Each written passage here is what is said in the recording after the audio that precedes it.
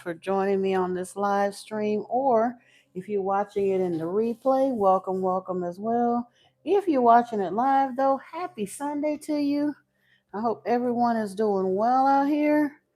And I'm just going to chill for a few moments and allow some folks time to come into the stream and see what we're going to get into this evening.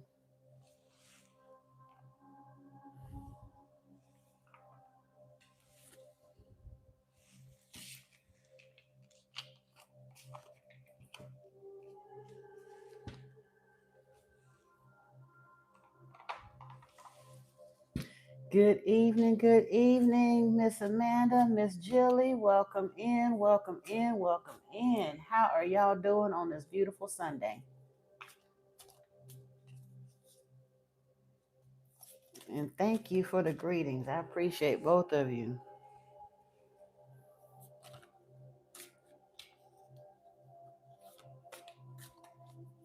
Doing well? Good.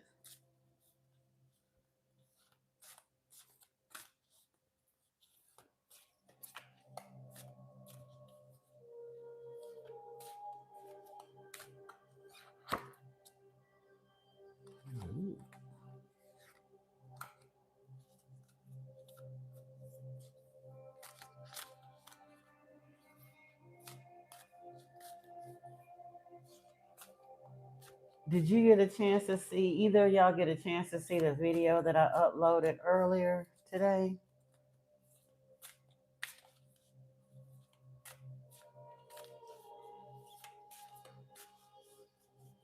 Yeah? Okay, good.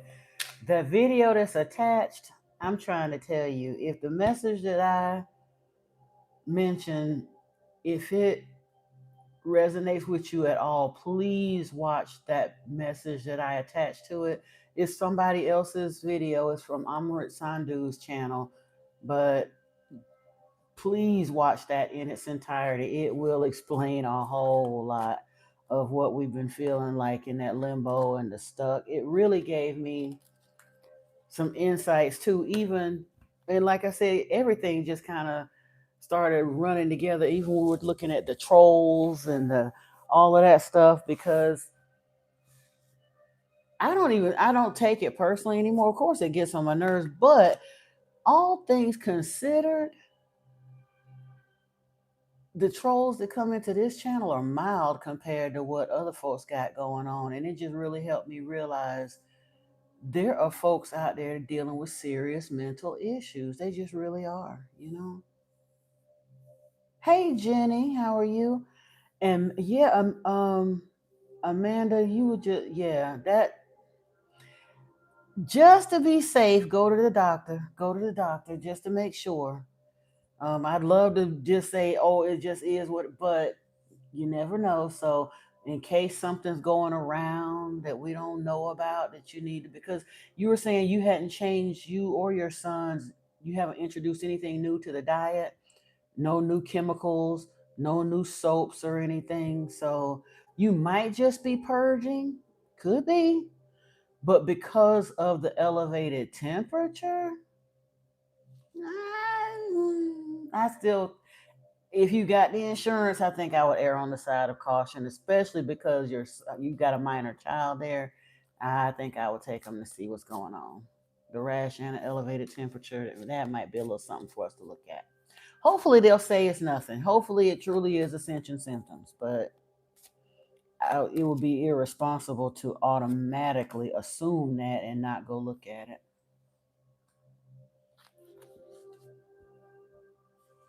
So you can't stop sweating. I don't know where you at, but oh, you're in Carolina. I was, because it ain't even cold. I mean, it's not hot over here at all. Well, not to me, it ain't hot anyway. In fact, if anything, it feels a little cooler to me. But, oh, you in Vegas? Okay, okay. I'm sorry. Oh, I think it's Brittany that's in North Carolina. My bad. Might be hot in Vegas. You never know. I rarely feel super hot anyway anymore. Oh, no. Well, shit. Girl, no wonder you sweating. Yeah, supposed to sweat when it's 91 degrees outside. You're allowed to sweat. But still, yeah.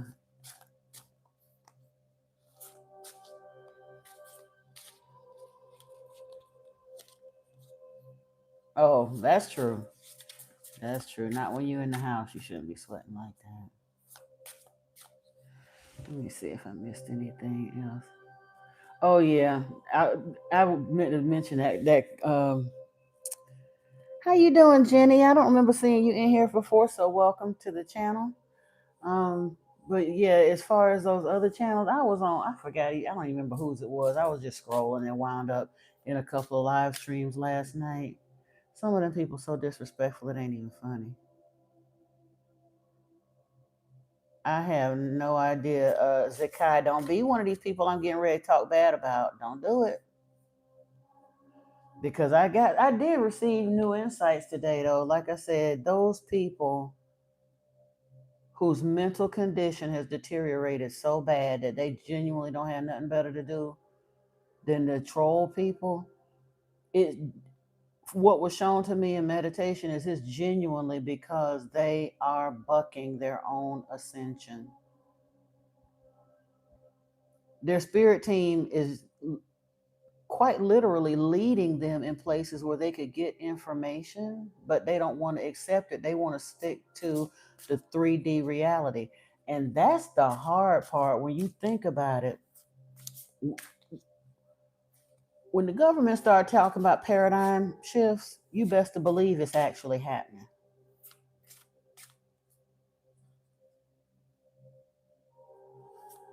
Um, yeah, you really, really have to realize that it actually is happening when the government starts talking about it. And they've been talking about paradigm shifts since for the last 5 years. So the timeline, the well, when we came out on the other end of 2012, we were on a particular timeline. I saw, and I know a lot of people have said they noticed like a major timeline. It looked like a skip happened in 2018, but as of 2020, there was a massive timeline, a collective timeline shift. It wasn't even just about individuals experiencing a shift, there was a massive timeline shift. But now with the difficulties we're seeing on the planet, you can see that it's beginning to separate. The people are getting crazier and crazier, and like I said, people that are on the awakening ascension path, um, the path of the initiate, those type folks, the light workers, the chosen, all of them, you sitting around looking around, and it looked like you. How many times y'all have heard me say it looked like we on the set of The Walking Dead? We in the zombie apocalypse. For the matrix to exist, a whole other timeline had to be created, and now it can no longer sustain itself. Honestly, Amanda, they didn't intend for it to sustain itself. Remember, and they tell you stuff in plain sight if you're wise enough to understand and get the message. Remember in the movie The Matrix, when Keanu went to talk to the programmer, when Neo, excuse me, went and talked to the programmer, and come to find out they were on like the fourth or fifth, maybe even the sixth iteration of the Matrix. That part, and I honestly think that not the and the crazy part is now this is the part I don't understand. Well, actually, I kind of sort of do. I think. Hold on a second, y'all. I gotta get some lotion here. My hands are feeling kind of dry. Hey, Mister. Hey, Stephen. Yeah, all is well here. All is groovy. My hands are just ashy. I done had them in water a little too long. Bear with me. I'm trying to. My bottle of lotion fell over and I can't reach it. Well, it ain't even lotion. It's coconut oil. But hey, Priscilla. Welcome in. Welcome in. That's my middle name, actually. Welcome. I never could understand why that they wanted so many people to go down with them, so to speak. But truthfully, I do understand it because, like we talked about, the powers and principalities feed off of negative energy. So as the timelines split, those that are on the 5D ascension path will fall off of that. They're going to continue on their timeline. they'll reach a point where the gap between the two timelines is so wide that the ones that are trapped off in 3D will be trapped there. They can no longer make the jump, so to speak. And at that point, when that timeline folds down, it's going to recycle into basically it's going to crash into another loop of the 3D reality. It'll reset back there on 3D. They will be trapped there. So truthfully, the powers that were, the powers, whatever, it would behoove them to trap as many souls there as they can, because they're going to do a reset and they need butts in the seats, so to speak. They need obedient worshipers and people to exploit financially, and people that they can send off to keep fighting their wars and doing their stuff to generate the negative energy that they feed off of, because they don't eat food like we do. They eat our energy.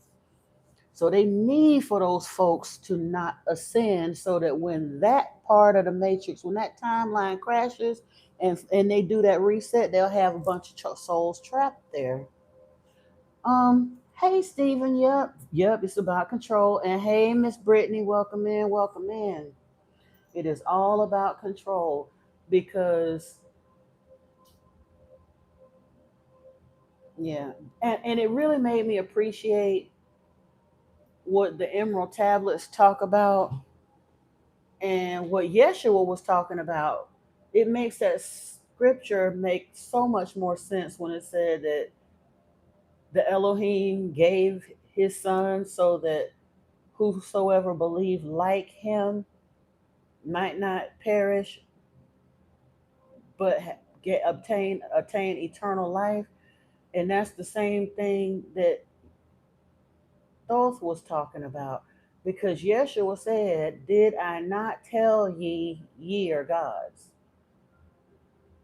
So if we're at a point in time from where our planet is in the cosmos, normally, if you think about what the Emerald Tablet said, and you know what, the other day I saw something, and I don't know, it just doesn't sit right in my spirit. I love a lot of the content that Morg Official does, but I was watching something he said, and I couldn't even share it with y'all, because he's of the opinion that the Emerald Tablets are fake. Now he believes in the Emerald Tablet of Hermes Trismegistus, but he don't believe in the Emerald Tablets of Thoth. And I'm like, that's a little bit arrogant to automatically just dismiss that work. That does not look like the work of a person. And it correlates way too intricately with the scriptures to just be dismissed like that. Um, I believe is real, and I have to go with that, because at the end of the day, Thoth's primary objective was to help people escape this 3D, that darkness loop, that mental loop, because Enlil and the Watchers and all of that mess, that black magic that they put in there, that was designed to keep humanity stuck in a reincarnation loop of lower consciousness in the 3D. And he said his primary objective was to continue to come stay amongst the children of men until their consciousness could expand and they could break free of that, so that they could get on an ascension path and achieve eternal life just like he did. And then Yeshua said that he was doing the same thing, giving you waters of life. The thing is, Christianity teaches us that we have to die to get it on the other side, that we needed a blood sacrifice to be able to have somebody buy that for us, that it was something that we have to pass off of this earth to do. And that video that I pinned to the video that I did today, she made a very valid point.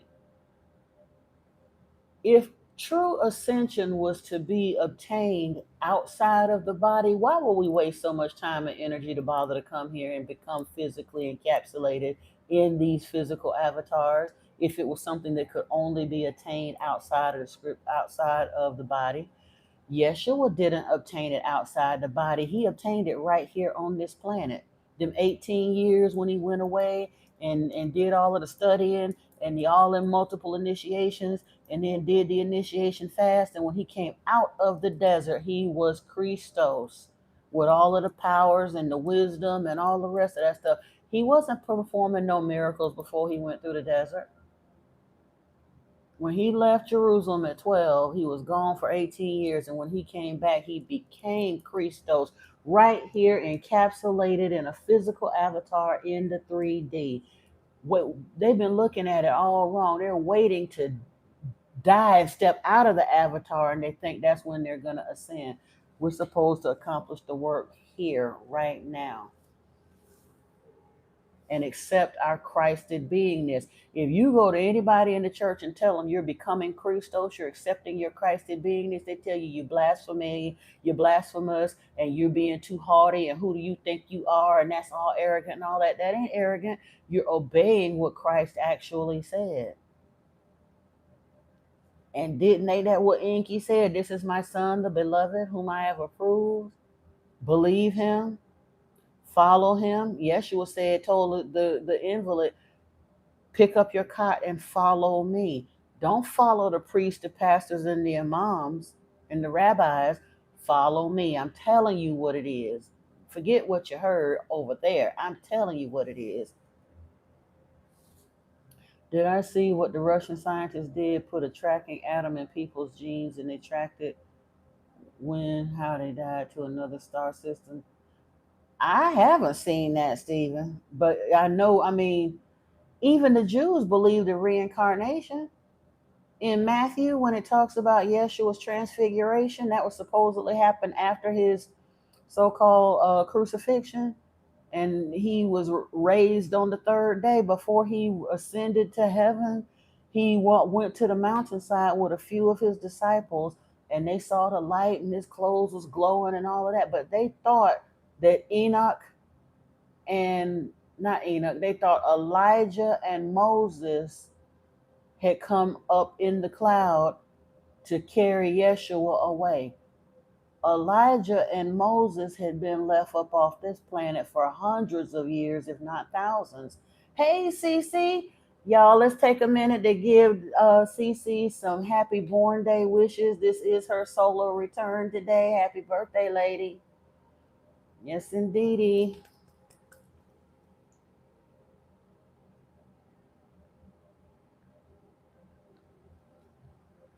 But yeah, that's what I thought. It was kind of weird because Christians completely poo poo the idea of reincarnation, of all of that stuff. But like I said, the Hindus believe it, the Buddhists believe it, a whole lot of people believe it. But don't you find that funny that the modern religions that just came along up and decided that everything else that everybody else believed and taught for thousands of years was wrong, and they just gonna turn around and turn the boat around in midstream and do something completely different?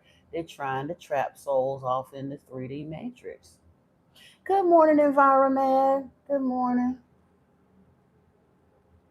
Oh, you're welcome, CC. Yeah.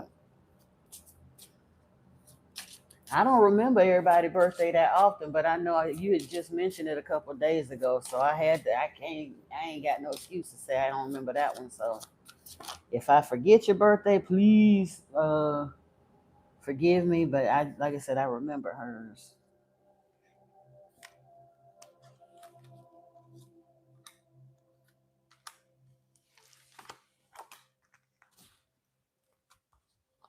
Hey, Dr. Strange Doom, and hey, Voss Wilburn. Hey, Paul Snowcloud. Welcome in, everybody. Oh, welcome, Priscilla. Well, then you know what? You can give you some props too. Welcome in. That came out again. I wasn't planning on pulling no cards. I had them in my hands just to for something to do, but it's interesting the cards is coming out. I'll tell you what they are in a second.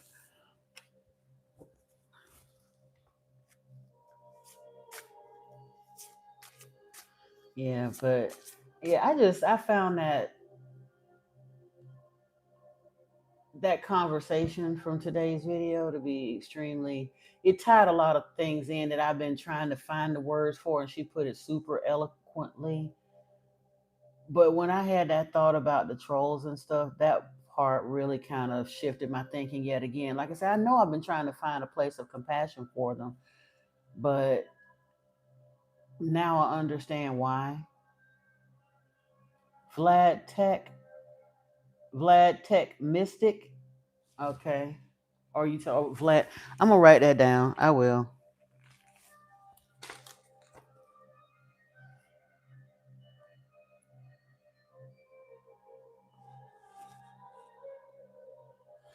Honestly though, I mean, hey Stacy, welcome and yep, welcome in, welcome in. Vlad Tech, look it up. Truthfully, I see you suffer for years because people once very close to you. Yeah. It was a very good video. And when I went on the page, there were several others that kind of jumped out at me. So I'll be trying to catch up on some stuff. There's so much stuff out there that I have just been needing to catch up on my watching. Um, Honestly though, Vaz, I wouldn't worry about. I mean, if you keep your energy high, yes, there are what we call demons out there, but truthfully, when you're on the path of the initiate or an ascension path, that's not really a big concern. Keep your energy clear. Of course, do whatever protection you feel is called for. But the what we call demons, they ain't bothering with our energy. They literally are over there attached on them lower energy people. That's why they act a fool, because they're being driven like avatars by low energy uh, entities. That's part of the reason. The other part of the reason is because they're bucking their own ascension. The timelines are shifting. And I thought about it years ago. There is no scriptural basis for, well, there's one little scripture that they try to hinge the rapture on. But what if the rapture is not talking about somebody calling up to heaven? We think of everything as up there outside of us, way, way far away. But Yeshua said the kingdom of heaven is within us. So what if that whole rapture scenario that they was trying to say about everybody being called up to go to heaven ain't even got nothing to do with that? It's literally about the timelines dividing to the point where a physically noticed separation starts happening. If we were all in 3D and we get on this awakening thing, the path of the initiative, the ascension path, all that stuff, our energy, our vibration is just rising and rising and rising collectively. And we're starting to tap into soul family and we're doing all of that. And the rest of our folks are choosing not to. So we're thinking they're breaking away from us.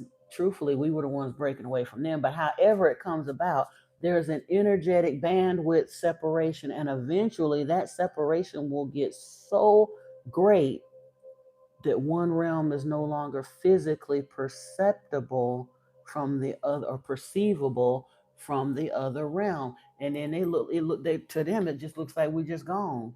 Well, kind of sort of we are. Because like I said, the 3D is getting ready to close it. It's going to fold back in on itself and be reabsorbed for another loop de loop through the matrix.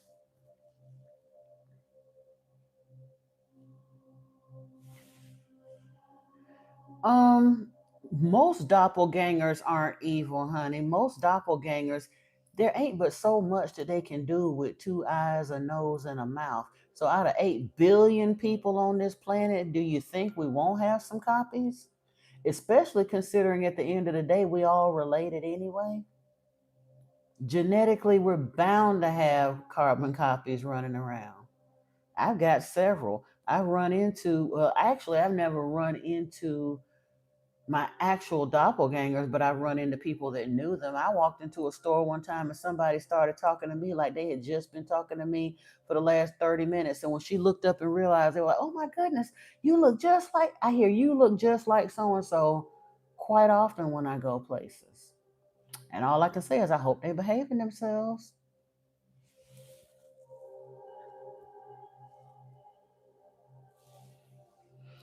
Voss Filburn, you ain't dangerous to hell, honey. That's a lot. That's a point of ego that's gonna keep you under demonic attack. Trust me, you're not dangerous to hell. Don't let this Christian folk and the fancy catchwords get you stuck out there. Demons attack you because you was roaming around in demon territory. That's why demons attack you. Demons don't attack you because you're dangerous to hell. The fact that you even believe that there is still a hell, you need to go back and do a little homework. I don't mean to be offensive, but that's the truth.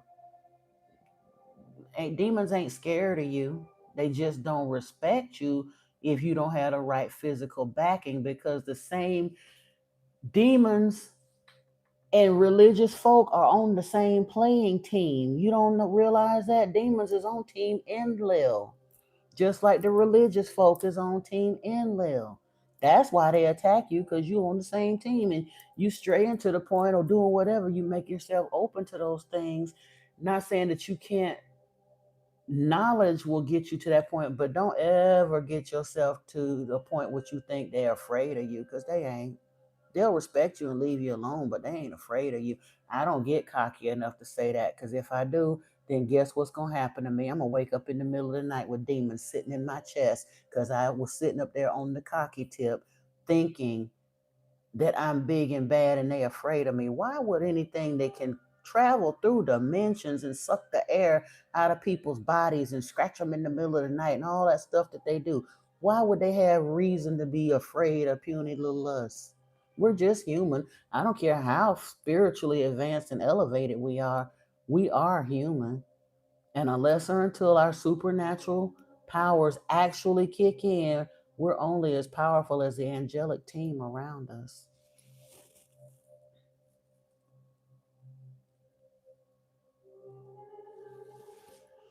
What Sturgis, or what stirs your mind with people you love may not be on the same shift. All we can do is pray for them. Yeah, exactly, Paul Snowcloud. And that's what I was talking about being, what I meant about being in the land between. And it feels like we're stuck because on some level, we know that we are teachers and guides, even though we're still doing our own healing work and we're still doing our own thing. And a lot of times we don't even feel like we are doing the thing yet. You know, we don't feel worthy and all of that. But those people that are out there acting up, they're kind of in that no man's land. We're literally like standing at the edge, kind of holding our hands out, hoping that they'll reach out, because we do love them. They're not all evil. We love them. But at the end of the day, we have to love our, it's like getting out the burning building. You really can't help them by staying in the burning building with them. We can hope they'll come out. We can try to give them information. We can pray they'll come out. We can do all of that stuff. But at the end of the day, the choice is theirs. We try to meet them in the middle in that no man's land, in that land between. Sometimes they'll meet us, and sometimes they meet us and start clowning and scorning us. Hey, Lama Shalom Gambia, how are you?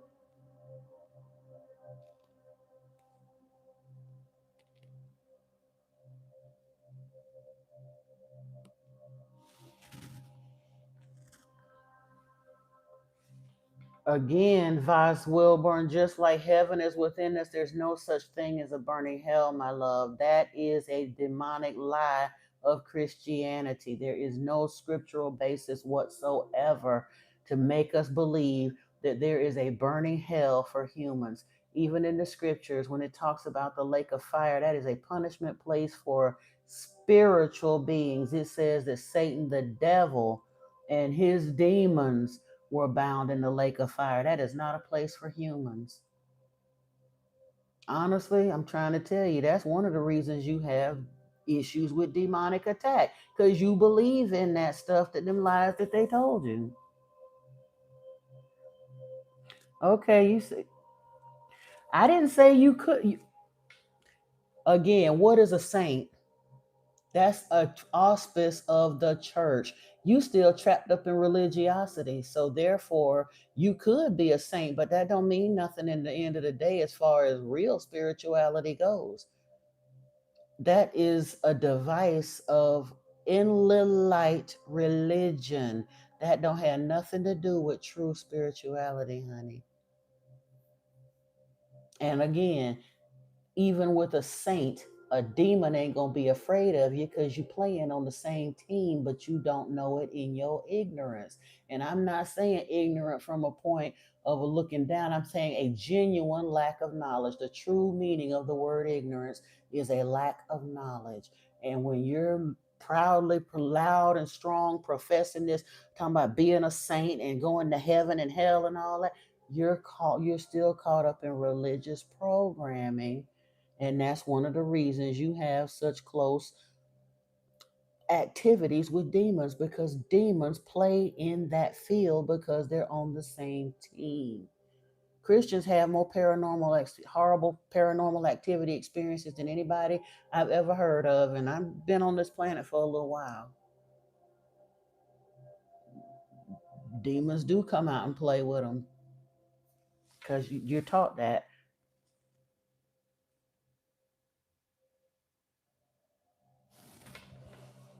If Yeshua flowed through you on that, then let him really break that programming from your mind, because Yeshua ain't told nobody to believe in no burning hell. Yeshua ain't told nobody to believe in no church saints. And Buddha and Krishna and Hanuman certainly don't believe in none of the Christian lies. So you might wanna, Gwen Slobbert, you're not coming in here with that political stuff. I do. We've already gone there. I've said what I needed to on that. I'm sorry for that man and whatever his family is going through. But enough already. Let it go. We're not doing that in here.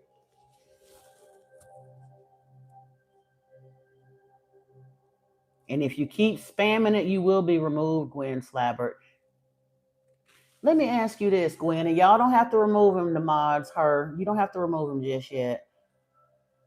I got a question for Gwen. Do you realize that over 100,000 people every single day on this planet, over 100,000 people that woke up and took a breath this morning will not wake up and take a breath tomorrow morning? Why ain't you RIP and all of them? You still on this one figure because it's something, a buzzword that the Matrix people want you to keep in here, a hot seat. Don't fall into that kind of nonsense, honey. Don't do that. Please don't do that to yourself, because that's a trap for your mind. You don't have to be incendiary or controversial just for the heck of it. We're trying to actually learn some stuff in here. No, honey, hell is not in every religion. You know what? The religions that I'm talking about, hell is in them religions, but they're all false religions, whether it's Christianity, Judaism, or Islam. They all worship Yahweh, Jehovah, Allah, and they are teaching people lies. That is not a real thing. That is a fact. That's a tenet of religion. The word religion itself comes from the Greek word religare, which means to bind or hold back. Know what you're talking about, dear one. If you want to know about demon territory, Priscilla, you're going to have to go somewhere else with that, because we don't teach demon territory here. We're trying to get people up out of demon territory. I think you might want to stop playing with that, though. I'm just saying.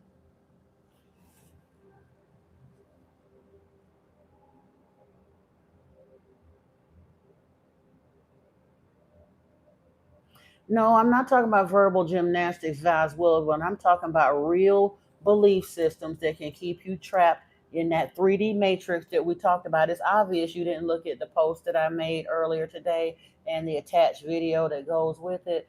It's very obvious you're very new to the platform here, and you haven't heard anything else that I've had to say. This is not about verbal gymnastics. It's about freeing your mind so that you don't get caught up in the verbal gymnastics of religiosity and the 3D matrix. That part.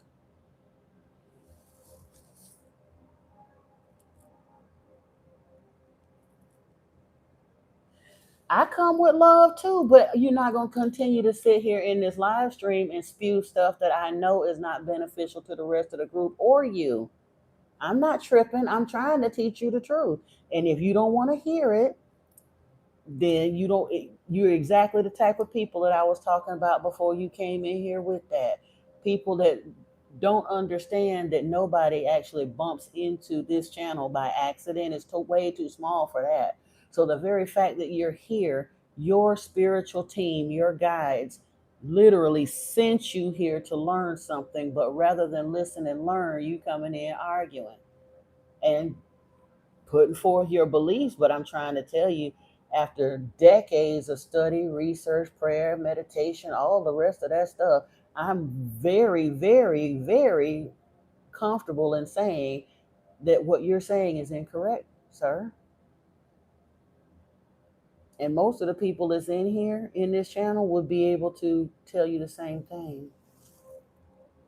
Exactly. If they stop listening to Billy Graham and Joel Roberts and all the rest of that mess, they might actually learn something.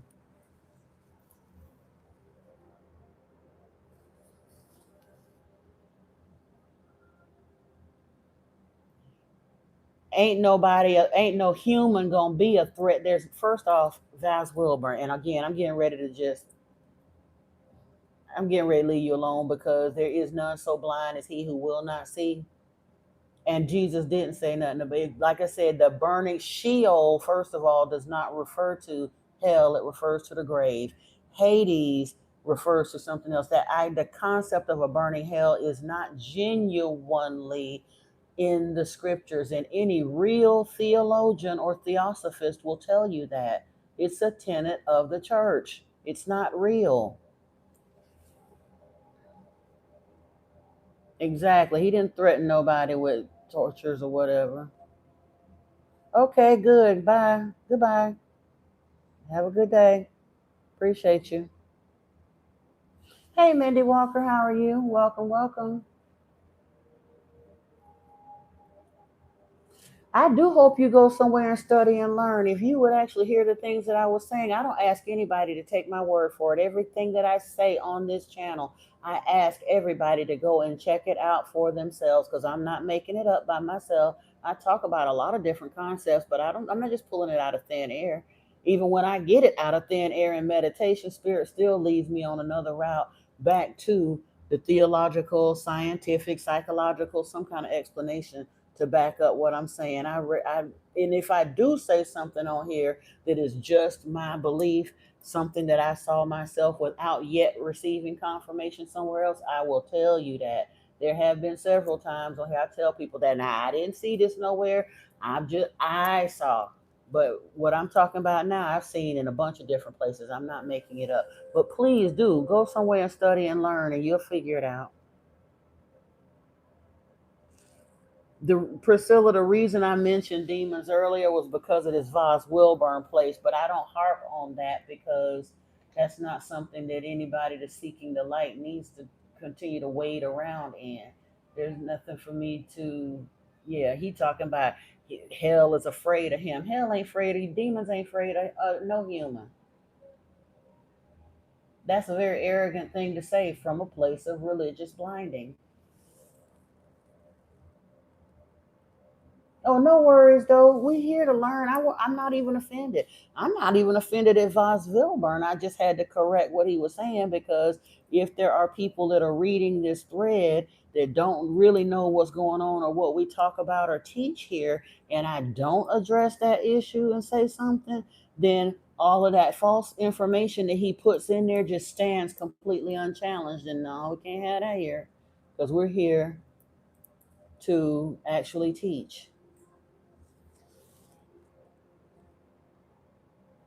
He mad because he said I was ignorant, Antoine. And hey, by the way, welcome. He said he's mad and called me ignorant because I said that he was operating in ignorance, and but I did stop and explain to him I wasn't saying ignorant, calling him ignorant as an insult. I mean it in the true meaning of the word, a lack of knowledge.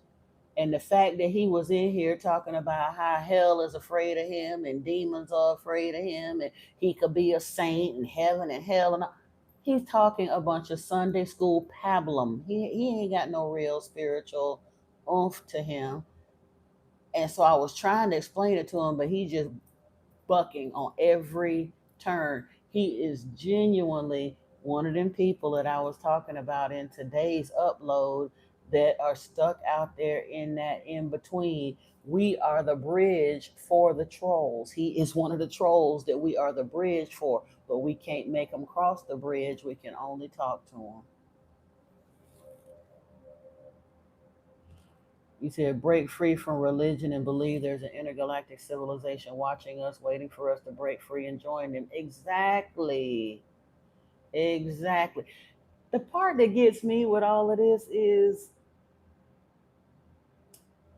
they would rather believe in a jealous, violent, misogynistic God who hates them and has promised them damnation and hell and eternal torment. They would rather believe in that than to believe Yeshua's true message that the kingdom of heaven is within, that Yeshua judges lightly, and his Father, who is love, or in the embodiment of love, judges not, and that hell has no place for humans, and that heaven is some place that we are to achieve right here on this ride through our spiritual ascension. They would rather believe in the damnation and the torturous lie and keep giving their money and attention to all of that so they can feel horrible and be told they ain't shit every day, and that they needed somebody to have a blood ritual sacrifice committed on their behalf to save them from their sins so that they can continue sinning, and then they can call on their name on the way out the door and so-called get salvation. They would rather believe in that than to take a moment to figure out what Yeshua was really saying and accept their Christed beingness in this time period so that they can ascend. Because, like you said, ascension doesn't happen after death when we escape the body and off we go. We have to work the puzzle and ascend right here. Yeshua did that. He didn't die and then become Christos. He became Christos right here on this earth while he was physically embodied, and he told us we was going to do the same. And that's the part they can't see and understand. Oh yeah, environment, the placebo. Our minds are. What do they say? A mind is a terrible thing to waste. It's also a dangerous place to be if it ain't under control. It can be a very ugly neighborhood to be in. Look at how many people's minds allow them to accept things like slavery and war and all of that other good stuff. So yeah, but you're correct. The placebo effect is a wonderful example of how powerful our beliefs are. Hey, Niana, welcome, welcome. Absolutely, Paul Snowcloud. We have to pray for them because they genuinely, the reason they're so upset is because they are standing in the doorway. They see that our beliefs are beginning to become wider, separate. There's a wider and wider separation between the matrix's control belief systems and what we're bringing to them. They see us pulling away. And instead of them coming along to figure out what's going on and follow where we're going, they're standing there stamping their feet like petulant children, demanding that we come back there in the burning building with them. That's the hard part. And especially when we love them, you can't tell them that their belief system is quite literally a burning building. Society, look around. The political systems, the religious systems, all the rest of that is dragging humanity to the verge of the edge of the cliff and don't even care. The stuff that they allow to go down, and all of this stuff could easily be solved tomorrow, but the powers that were do not care. They are wanting to allow humanity to drag themselves to the edge of the cliff. And when we try to tell them something different, they get adamantly opposed to what we're saying. They would rather hold on to the lie.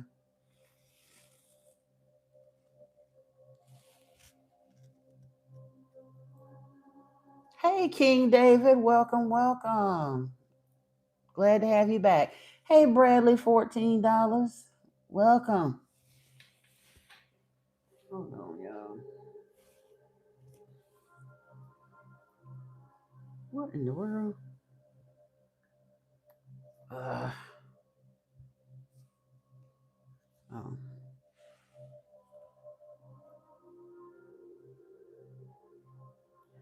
Talk too much, mouth get dry.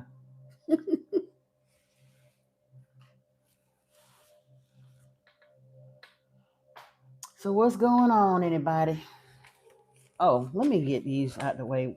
I was pulling these just for busy work for my hands. when we first came in here.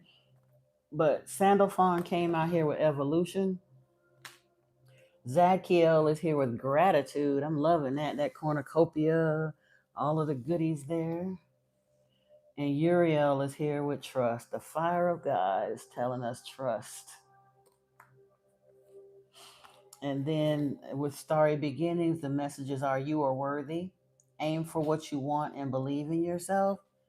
Spend time on you and balance yourself. Explore, love, create. The only thing that holds you back is you.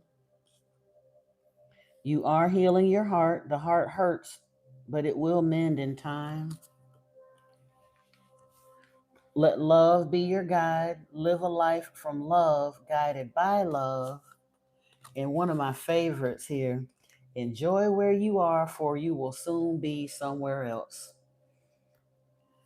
If you need a cleanse, Bradley, then go do a cleanse. If you feeling ill, if you feeling spiritual, do a cleanse. If you're still feeling ill, go see a doctor, honey. I don't do energetic cleanses. I teach people how they can set up their own like cleansing baths and all of that. But as far as anything other than setting yourself into a spiritual bath, the rest of the cleansing process is between you and your angels and your mind. Okay? And I'm not trying to be funny. I don't do any of that, some of the work that other folks do. I don't play around in that, because spiritual cleansing, it's a matter of the mind and shifting your energy and stuff. I can't do that for you. I can help you, like I said, do the spiritual bath. I can give you some basic ingredients for a basic spiritual bath and point you in the direction for some things. But for the actual cleansing, that's work that you have to do. That's not something you can buy as an ointment or a soap or a liquid or whatever. That's real energy work between you and your guides, my dear.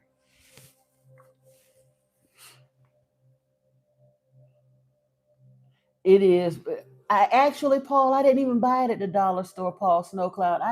But it was rather cheap. I got these at Ross Dress for Less a while back, and there was two or three of them in the thing. This one is berry. It's some kind of weird lip balm. I don't know. And then I had gotten some other oil. I wasn't even in there looking for none of that. I forgot what I was even looking for and bought it. And I just rarely use it. But yeah, they fall apart. It's in a paper tube. It's supposed to be one of them eco-friendly. It's so eco-friendly. It's all stuck up in the cap. Yeah, that part. I think they call themselves being the knockoff version of Burt's Bees or something. But honestly, I'm so cheap to I will buy stuff from the dollar store now. I don't mind. I will hit a dollar store in a hot minute. Truthfully, I'm trying to think the name. Is it we? I think it was We Dad. Last time, it's been a while now, but the last time I got a major haul from Dollar Tree, I was happy as a clam because they had a shipment of We Dad hair products, and I got buku hair products for $1.25 a pop. We Dad be some of them be like $25-$30 per product, and they were full size branded products. Probably last season, maybe they were changing their logo or their packaging. Who knows? But yeah, that was like a major score as far as I was concerned. Yeah.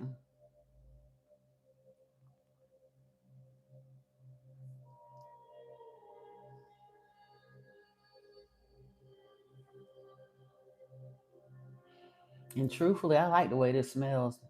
I can't stand chapstick. Chapstick feel like the way it drags. I can't deal with it. Oh, I know you tease. That's what I say. I ain't even mad though, because it is what I get for buying cheap stuff. But I ain't finna stop. And honestly, hey Cece, you back? Welcome, Paul. I promise you. Even when once I ain't gonna say if, because I know it's coming. But even when I have $50 million plus in the bank, I promise you, I will still always appreciate a bargain. I ain't never gonna have so much money that I just decide I want to hand retailers extra money on GP.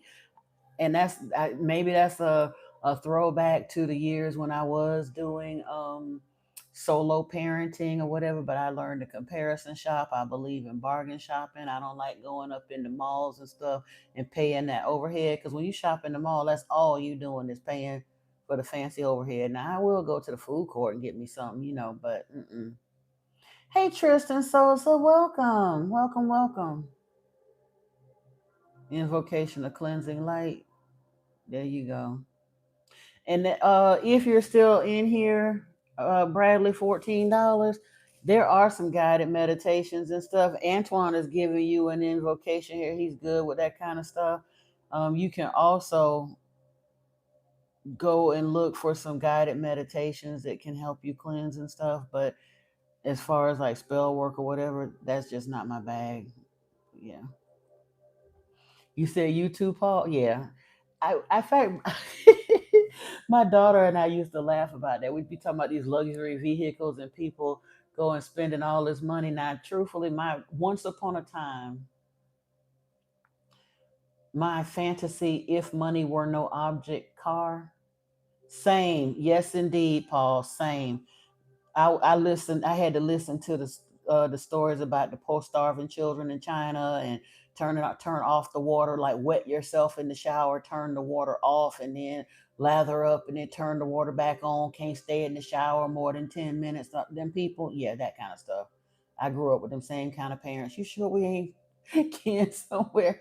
Yeah, yeah, yeah. Sometimes you do get what you pay for, but honestly, Niana, sometimes I'm willing to take that risk, to be honest, especially when it comes to stuff like that. At the time, it was an impulse buy, and it was some kind of natural lip balm. I generally don't wear a whole lot of lip treatments and stuff, but for some reason, probably something I saw in a reel or something. But I was in Ross, and you know how they have all the little stuff around, and I had bought like some shower gel and some something else, and it was some kind of skincare creams and stuff, and these were supposed to be, I'm not sure they were all natural, but it was like vitamin E and some something or whatever else. I done lost the package so long ago. I don't know what all was in them, but it was supposed to be something that was really good for the lips, not truly lip, like a lip treatment type balm. So I went ahead and got those, and then the lip oils, but they too dang oily and whatever.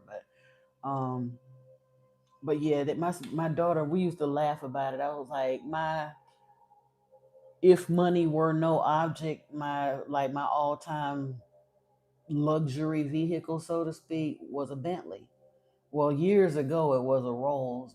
I wanted the big one, the Mulsanne, but I changed later on and decided on a Bentley. But then I got to laugh, and I'm like, what would I look like driving a Bentley up to Walmart? Because trust and believe, I'm going to still be up there. You know? There's really nowhere that I go in my real life that I would even feel comfortable driving a Bentley. So, truthfully, I probably won't buy one when the money is there. I could think of so much more that I could do with $300,000 than to buy a car, because it's just a car. No, I don't want a caravan per se. And honestly, what I really want as far as the looks, I probably won't get unless I just decide I got time today to sit up in the shop, because I've heard a lot of bad things about them. But the Range Rover, the Evoque was what I really, really wanted because I love the look. But everybody keeps telling me, I mean, well, not everybody. I've heard several people that know cars and stuff that say they really aren't worth the money because they stay in the shop all the time. Michael Stevens, I'm doing good. How you doing? What Graham talking about lately, Steven? I ain't saying I don't watch him regularly. I ain't gonna tell you I've never watched nothing he had to say. I'm not a particular fan, but I'll write it down. I'll go check him out and see if I can find something recent that he had to say.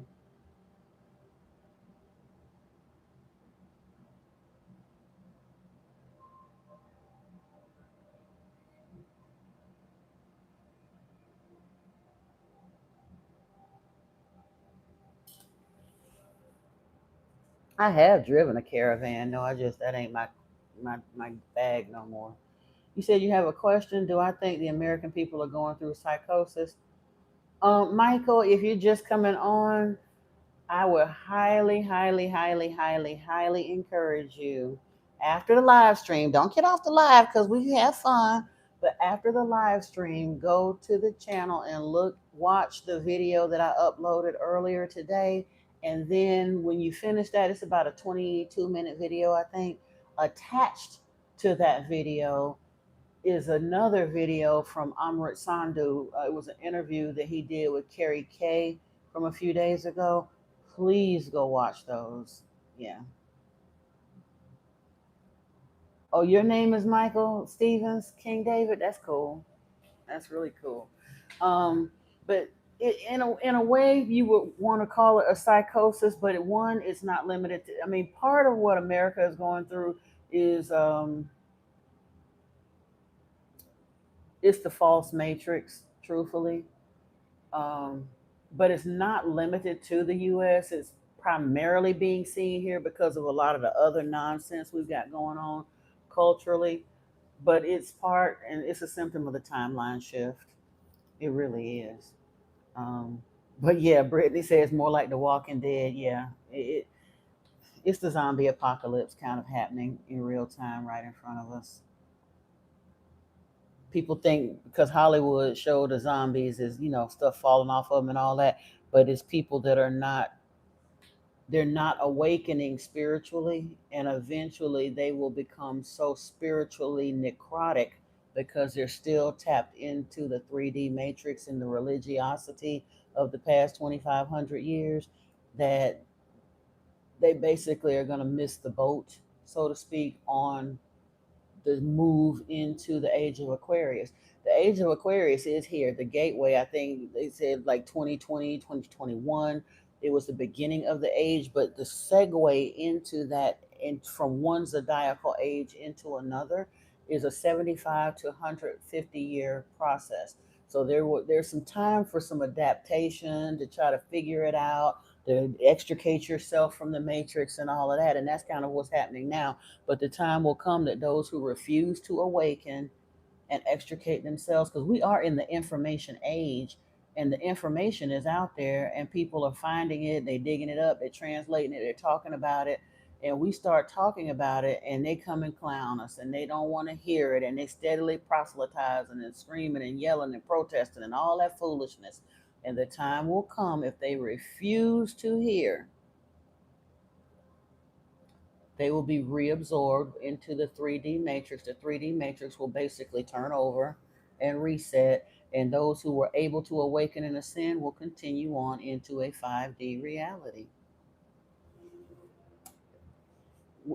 Even the planet, they'll tell you that the planet is currently like the actual mapped coordinates in the cosmos. We're somewhere that they have never known us to be before in the galaxy. Gaia is in labor, she is shifting. Humanity's consciousness is rapidly shifting. Our dormant DNA is no longer dormant. We are physically also shifting. And those people that still want to stay stuck in all them old systems and old belief systems and want to keep all that hell and confusion going, if they refuse to awaken and ascend, or they just can't because they just still asleep at the wheel in the matrix, they'll be reabsorbed by the matrix.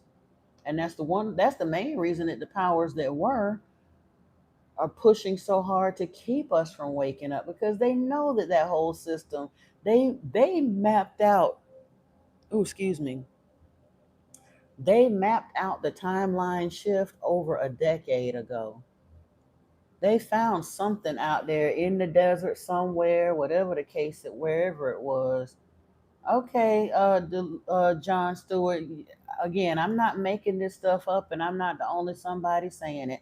Maybe if you're standing there wanting to still buck and scream against what all kinds of physicists and psychologists and new thought leaders and everybody else is talking about, maybe you're the one that's delusional. That part. No, now that's what you're not going to do is come in here and spam and be disrespectful. If you want to stick around and listen, do so quietly. If you keep spamming, you will be removed, okay?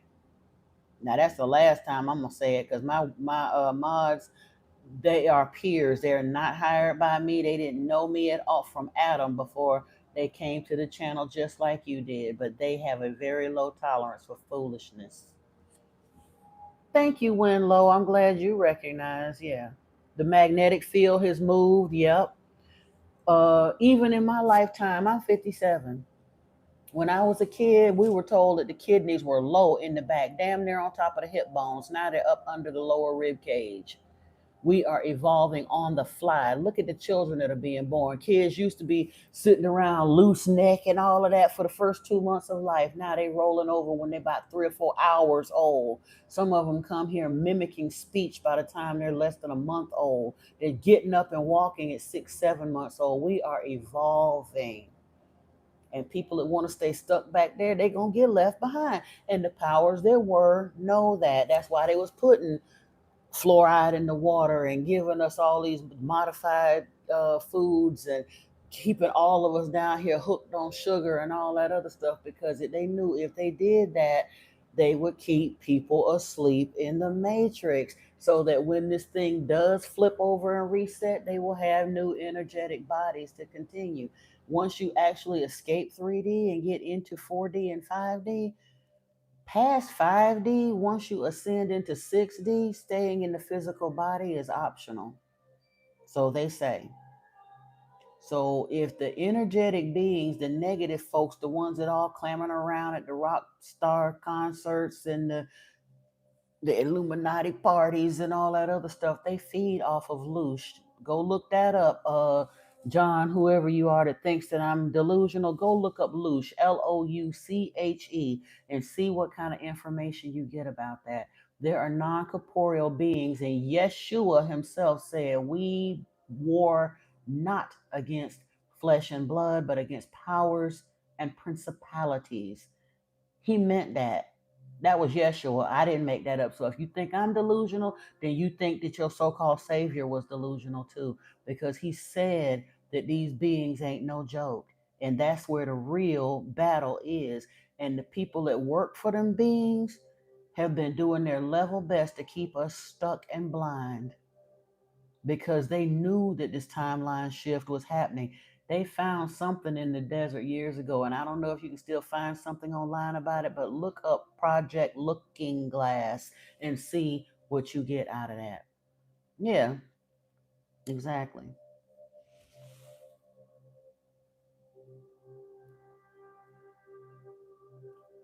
Oh, you said don't go into the light if you die. It'll probably just suck you right back up, because you believe in that. If you go towards the light like they've been telling you to do, it's going to pull you back into the 3D matrix. So you can get recycled and be stuck back there. Remember, and I would encourage anybody, go back and review the portion of the Emerald Tablets when he gives us instructions on what to do when we know it's time for us to leave the body permanently, so that we can leave it consciously and to be able to surf the dimensions.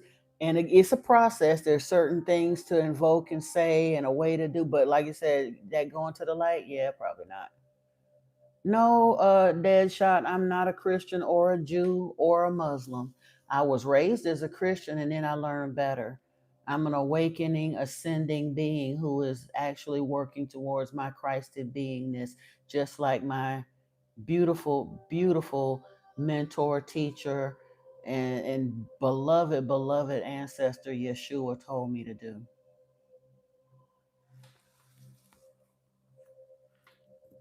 Obviously, if you's asking me if I'm a Christian or some type of Jew, you ain't been on this channel at all. You don't know what we do over here or what I talk about.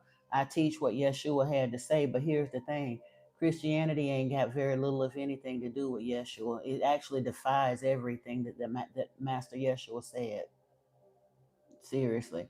It flies 180 degrees opposite of what Yeshua was actually teaching.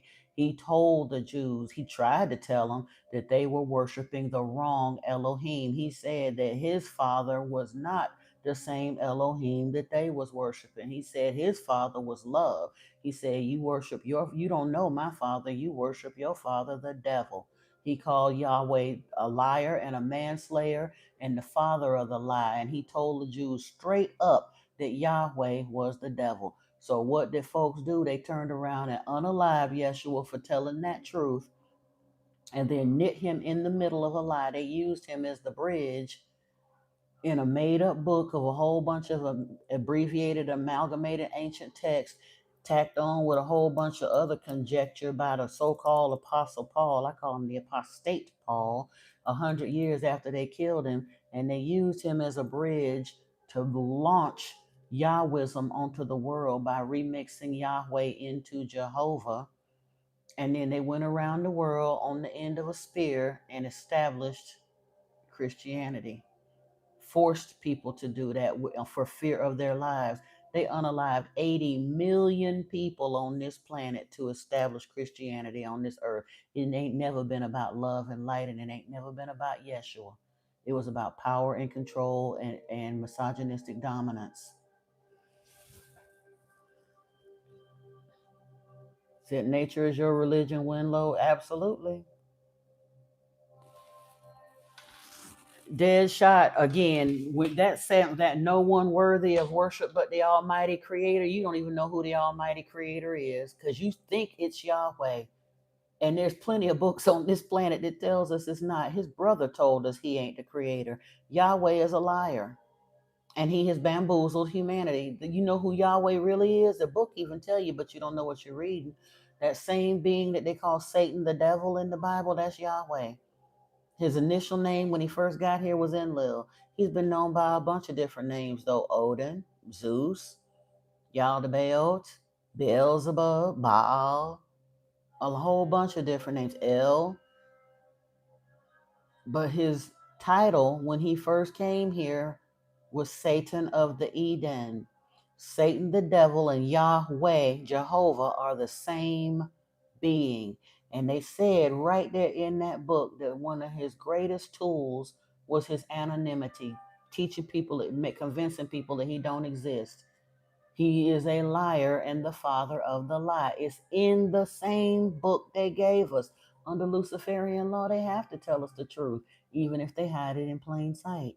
And they did put it right there in that book. But the priest and the agents that worked for him explained all of that away and gave you a bunch of trumped up doctrine and dogma to wrap around and tried to change the meanings of what's actually written in that book till it's got all of humanity believing that Yahweh is somebody that should be worshiped. But if you read the book, really read it instead of just listening to the Sunday school story, you'll see a horrifying story of who Yahweh really is. Go back and look. I did a video yesterday. It was talking about Amos, Obadiah. I think it's called Amos, Obadiah, Yahweh, and something else. But you'll see the title of it. Go watch that video because I read exactly from the scripture to give you another insight into the nature of Yahweh. But if you look at the way he dealt with Abraham, you'll see he's not a God of his word. He was a liar. He promised Abram a son in his old age, but he didn't fulfill that promise until 24 years later. And then when he finally gave Abraham a son, then he turned around and told Abraham, take him up on the mountain and cut his throat, sacrifice him to me to prove yourself to me. Now, he didn't make him actually go through it, but what a horrible thing to do to somebody. This is 100-year-old man, more than 100 years old at that point, and you finally give him a son and then tell him that he got to turn around and unalive him. Look what he did to Job. He killed 10 of Job's children, took all of Job's money, all of his livestock, destroyed all of his land, his crops, his everything, and 10 of his children, just to prove a point. That's not a loving God. When he brought the nation of Israel out of Egypt, he got mad at them as soon as he got them out of Egypt and told them he was going to kill all of them right there at the foot of Mount Sinai. And in order to appease him, to keep him from killing all of them, the nation of Israel, Joshua and the Levites killed 3,000 members of the nation of Israel overnight to satisfy Yahweh. He is a bloodthirsty, misogynistic, jealous, lying wannabe of a God. He's not a God. He is an extraterrestrial who dared to come here and play God. You really need to do your homework. Hey, mermaid on the moon.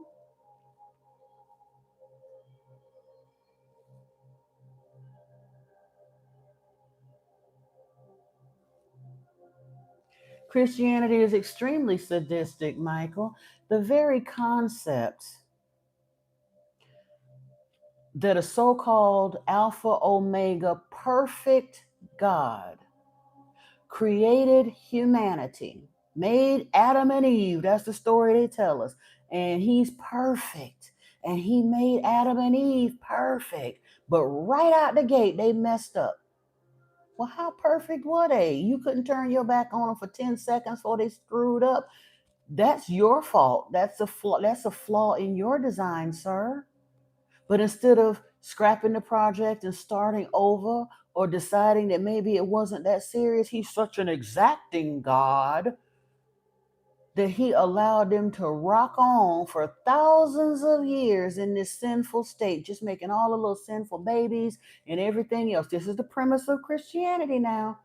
And humanity kept going from bad to worse, bad to worse, bad to worse, so much so that he had to come and bring the flood and sweep them all away.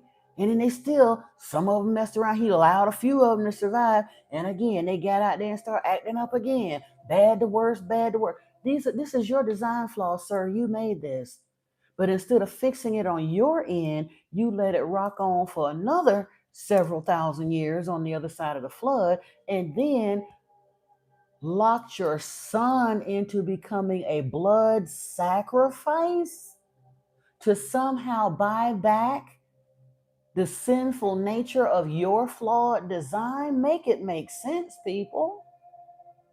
But we so bamboozled that the preachers come and tell us that, and we nod and go right along with it. Oh yes, thank you, Lord, thank you. I appreciate you, Lord. Oh, I need you for some salvation, Lord. Thank you. Thank you for roping me up into a blood sacrifice topped off with a symbolic cannibalistic ritual every year to commemorate such blood sacrifice that is a high, that literally amounts to witchcraft and a binding spell over a beautiful being who attempted to come and teach these people that they were worshiping the devil. And instead of them believing him, they chose to kill him and make him their mascot. And they so caught up in their blinded bloodlust that they've even made an idol of the so-called murder weapon with his body splayed out on it. And they put it on their bodies, they tattoo it on their bodies, they put it on their cars, they put it on their churches, and they tell you it's a beautiful thing, even though it ain't even anatomically possible to hang somebody the way they said that they did on this cross thing, even though the cross was actually the symbol of sun worship, the sun up in the sky, because Constantine was not a believer in Yeshua. Constantine was a pagan sun worshiper, but he wanted to unify his kingdom, so he called in the first council of Nicaea, and they brought in religious leaders and teachers from all around the kingdom, and they put a whole bunch of belief systems into one unified document. They dug up the ancient text and redacted and shaped and remolded what they could of that to get the beginning story, and then they had this Paul cat sit down there and write the rest of the 90% of the New Testament is written by one person. And he said he started out in the New Testament on a lie, claiming that he met up with Yeshua on the road to Damascus and had this wonderful conversion experience.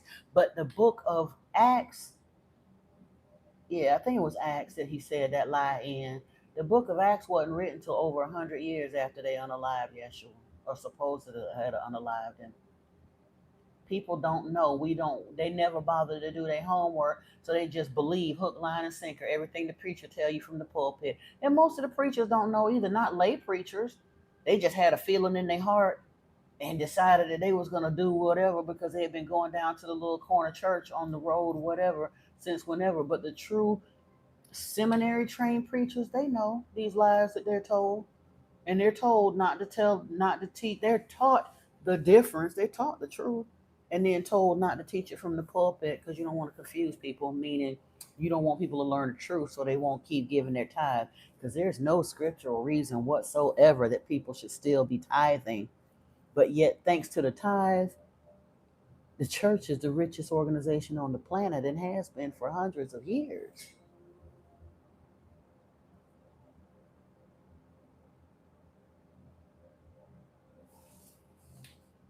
You said when you died, you were in a white fog. You were told you had not completed your life task. Oh, wow, Paul.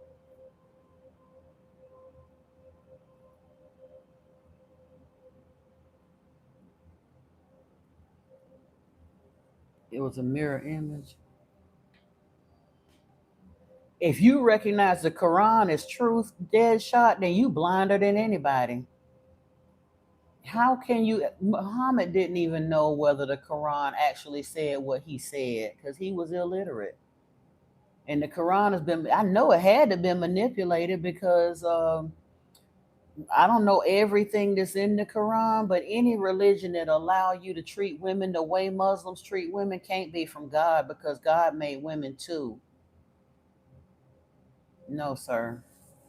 And Allah is El, who ties right back to Yahweh, the same Satan, the devil that's in the Christian Bible. You still bowing and scraping to a demon, a dragon, the devil.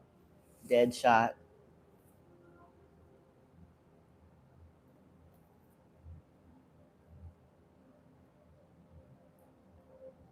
Huh? Who did you offend? Oh, you say you just sharing? Yeah. You ain't offend me. I'm about to say, hey, mermaid, welcome, welcome. Hey, Paula, welcome in. Yeah, Allah is Enlil, but Muslims will never acknowledge that. Again, there are none so blind as he who will not see. They quick to understand and respect the fact that Jews and Christians are blind. They have no idea that all three of them is following the same dragon right off the edge of the cliff. Because all of them, all three of those religions are so caught in their moral superiority that they just know that they're right. But I challenge any of them, Christian, Muslim, or Jew, if your God is the true God, the one and only true God, he's been in power for over 2,500 years on this planet. Why don't we have peace? We ain't got to go no further than that right there. If your God is the truth, why do we not have peace? 75% of the planet worships him in one form or the other, whether they call him Yahweh, Jehovah, or Allah. 75% of the planet believes in that. And we ain't had no peace on this planet since he got in power. So how can he be the truth? And he sat there in the Christian scriptures. He said we that art that one that I told you to look at it as far as Amos and Obadiah. He spent that whole chapter busy acknowledging the fact that he was bloodthirsty, coming out for all of them, punishing all of them. And he sat there and told them, I brought pestilence to you, and yet you did not turn to me. I did this, I did that. I caused drought, famine. He treats his worshipers, his subjects, horribly. But y'all continue to follow him just because Abraham and Moses chose to. And again, no disrespect to Muhammad, peace be upon him. But because one man went and locked himself off in a cave somewhere and came out of it choosing to worship this dragon, you feel like billions of people on the planet are bound to continue buying into that lie? What if Muhammad got it wrong? Because I promise you, he got it wrong.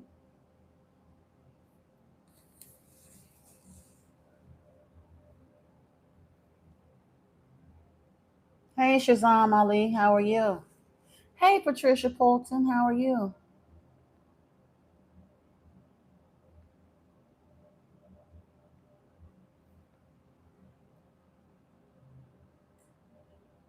Y'all gonna find out one day though. Yeshua told you. He said that after he left this earth, that there would come along a great deceiver who would lead humanity lost for thousands of years. And then, oh, okay,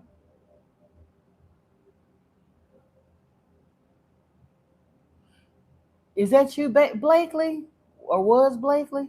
No, that's Valerie. My bad. Not no. Valerie is Blakely, not Patricia. Um, but yeah, Yeshua said that humanity was going to be misled and led lost. And he also said that in the end, when he does come back to set things right, he said that there will be many who will come to him and say, Lord, Lord, didn't we perform powerful works in your name and expel demons in your name? And all, and he said, and yet I'll say to you, I never knew you. Get away from me, you workers of lawlessness. These people have no idea that they're setting themselves up for failure. And here's the thing, I noticed that religion, and again, I'm older, so I noticed religion beginning to lose its hold on folks like in the 80s and stuff. And every few years, Christians will show up and rally up and then buckle back down. They're on a campaign to keep people out there lost and stuck. But at the end of the day, it's going down anyway. And that's the crazy part because it tells you that in the end of the book. It tells you that Babylon the great harlot, it talks about Christendom and all of that in Revelation, how they're kind of in, like I said, they nasty bad fellows with the political systems of the world. And it says that all of that's going down with the dragon, with Satan, the devil. But Christians are so busy in their righteous indignation and their judgment looking at everybody else that they don't understand that those scriptures that they're busy pointing and waving at everybody else is actually talking about them. And that's real. The very if you genuinely understood what you was reading in Revelation, you would know that it's talking about the major religious systems of the world, including Judaism, Christianity, and Islam. All of the followers of El, Yahweh, Jehovah, Satan, they all going down. Michael and Yeshua, the four horsemen, Uriel, and all the rest of them, Gabriel, they ride hard for Enki. And yes, just like Revelation 3:12, Yeshua said that his father would be coming with New Jerusalem descending from the heavens, and that he would bear a new name. And then in Revelation 21, right after they get rid of Satan, the devil, and bind him in the pit, Revelation 21 says that there is an Elohim descends out of heaven with New Jerusalem, and he'll to get rid of pain and sickness and all of that. And then in 22, Yeshua reveals his new name as the morning star.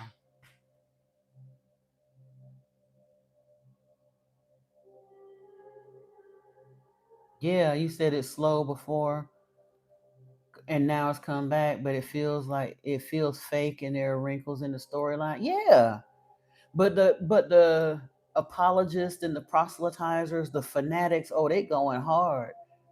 That's why I trip when they come up in here in the live stream because it sounds so elementary, and they just keep repeating the same trite things over and over and over again. You say it's starting the sun shower there. Oh wow. Okay. Yeah. I remember it was a couple of Christmases rolling, and I'm like, goodness, I was wondering if religion was going to crash and burn altogether because, I mean, it has Christmases could become super commercial anyway, but even the commercial aspect, it seemed like it was flagging. People just wasn't buying into it as much, that kind of stuff. But yeah. It does feel very, very fake. And this is the thing that I don't understand. And they so quick to scream and yell and point their finger at teachers like me that are not promoting that. But yet, every other time you turn on the TV, radio, newspaper, anywhere, you see in one of them major preachers getting caught up in some scandal, caught up in sex addiction, uh, PDF filing, adultery, everything else. And people are so quick to completely overlook that and continue to give their money, time, adoration, and everything else to them nasty people. Hey, Dika, how are you? Welcome in, welcome in. Good to have you back.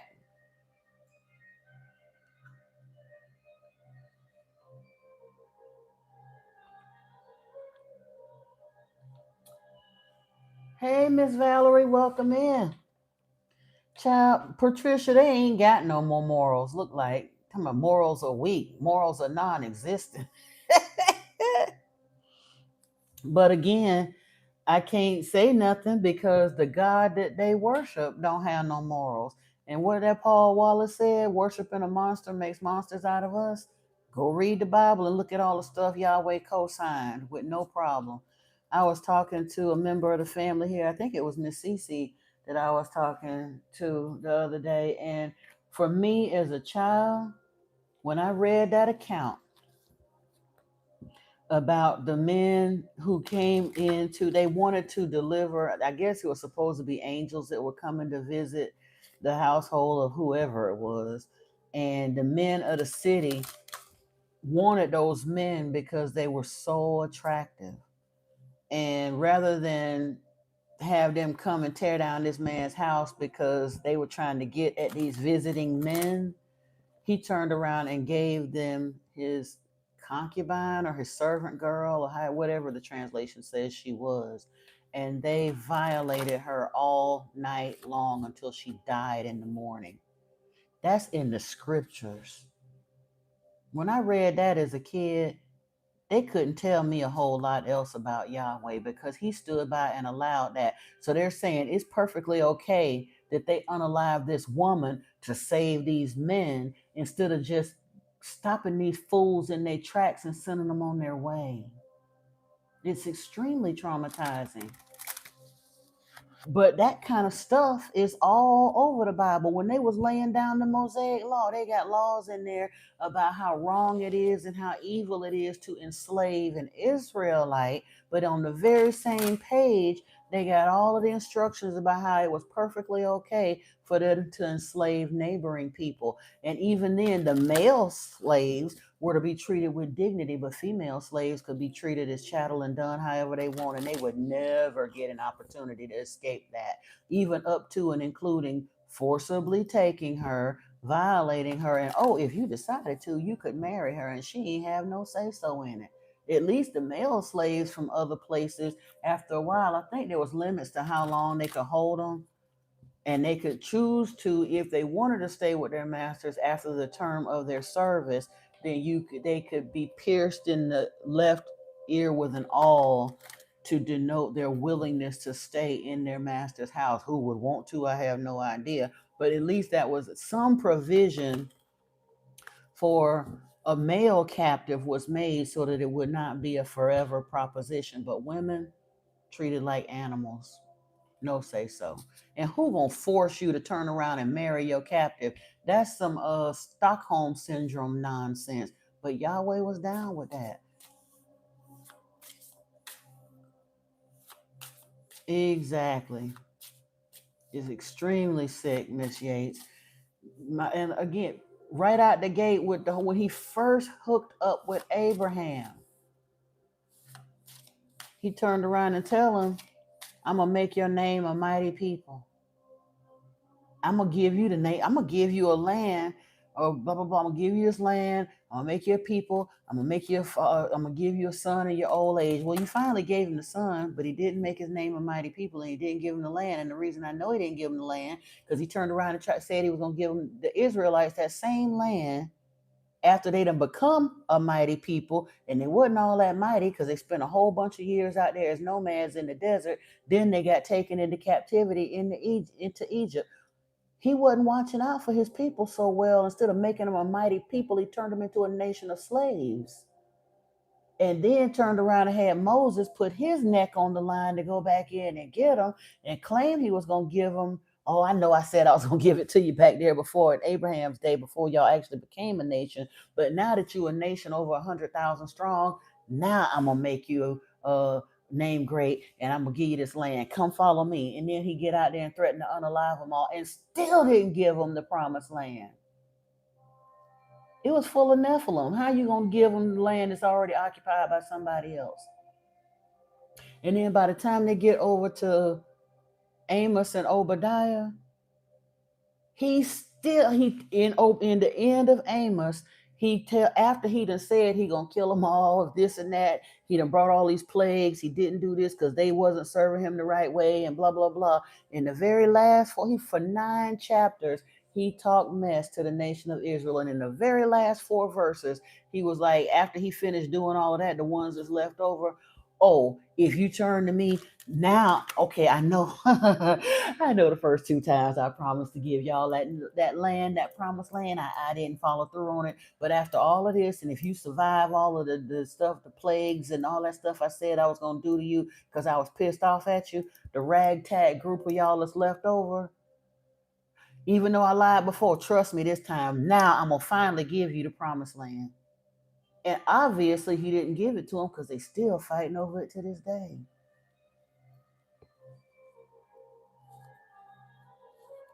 You said you read something from the Talmud the other day. What you wrote? What you read, Brittany? Share, if you don't mind.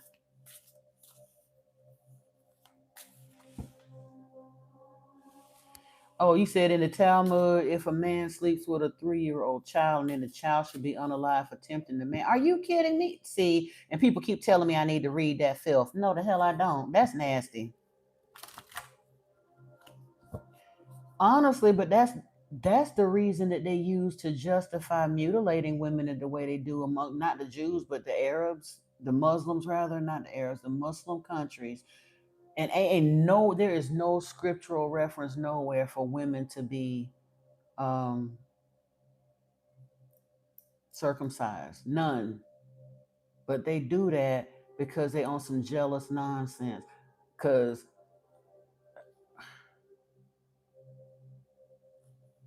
make it make sense.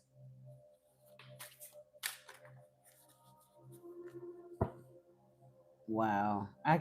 You know what? I'll get mad, but I probably do need to read the Talmud now to see what. Cause anybody that will read that in print and still choose that religion is either brain damaged or truly evil. How in the world is it the child's fault for a grown man harming them? And instead of punishing the man, you're supposed to unalive the child? Oh, I guess that's so that the child can't talk and tell your secrets, because that's the only reason for doing that. You didn't actually absolutely ruin this child and ruin the child's life. So now they just to be tossed out like a dirty rag because you on some demon time. Oh, child, I'm sorry. I can't. I can't. I just can't. Oh my God.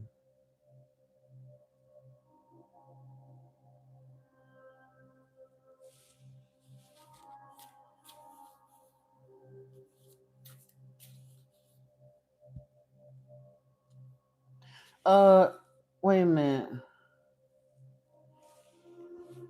You saying it's only sad if you see it from a sad perspective? No, brother, that's sad no matter how you look at it. It ain't just sad, it's horrifying and nasty. It's disgusting. Ugh.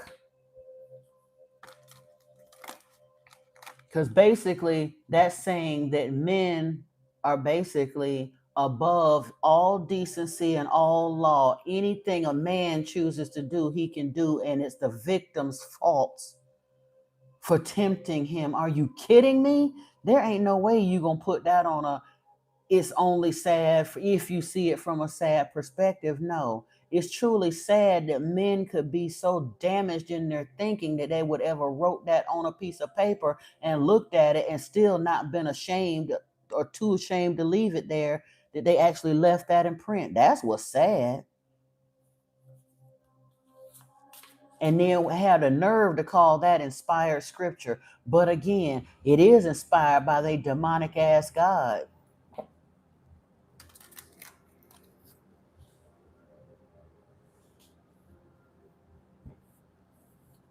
Hey, no white top coat, how are you doing? Child, we on some look. We've been talking about some of everything. But right now, somebody was talking about some of the things that were in the Talmud because we were talking about the nature of Yahweh. And the last couple of the not the video I uploaded today, that was a good one too. But the one I did before that, I think I uploaded it yesterday. I was in the book of Obadiah.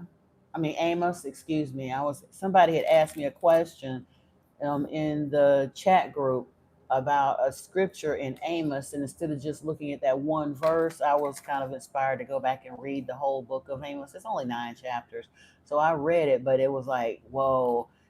Job gives us insight as to the nature of Yahweh. The story with Moses and Abraham and all of them give us insights about the nature of Yahweh. But Amos, oh, Yahweh himself is giving us insights about the nature of him, the way he was. The book of Amos is basically an evil villain monologue. The whole book of Amos. It's 9 chapters of him going off on various people. He started out talking against the neighboring uh, communities around the nation of Israel, and then he started doing some stuff about the breakaway tribes. Even the conflict that he kept going between the Edomites and the Jacobites, I guess they would have been called. But the, that story in the scriptures about Esau and Jacob, and it says, Esau have I hated and Jacob have I loved. That's some Yahweh mess. And he kept that feud going, and he addresses that issue. And he hated the wisdom of the Edomites. Well, Yeshua was an Edomite, that part, but yet they want to turn around in the scriptures and say that the Elohim who gave us Yeshua as a blood sacrifice was Yahweh. No, it wasn't. And then the Elohim that gave us Yeshua wasn't intended for him to be a blood sacrifice. He was supposed to be a teacher to help redirect us and help us ascend. And they turned around and killed him for trying to tell for telling the truth. He did tell it, they just didn't want to hear it, and they didn't want to hear it so bad till they delivered him to the Romans to unalive him. That's one of the things Yeshua had me kept hearing back before I got to this part of the rabbit hole. I kept hearing they delivered him up to the Romans. They delivered him up to the Romans. And I kept like, who the hell is they?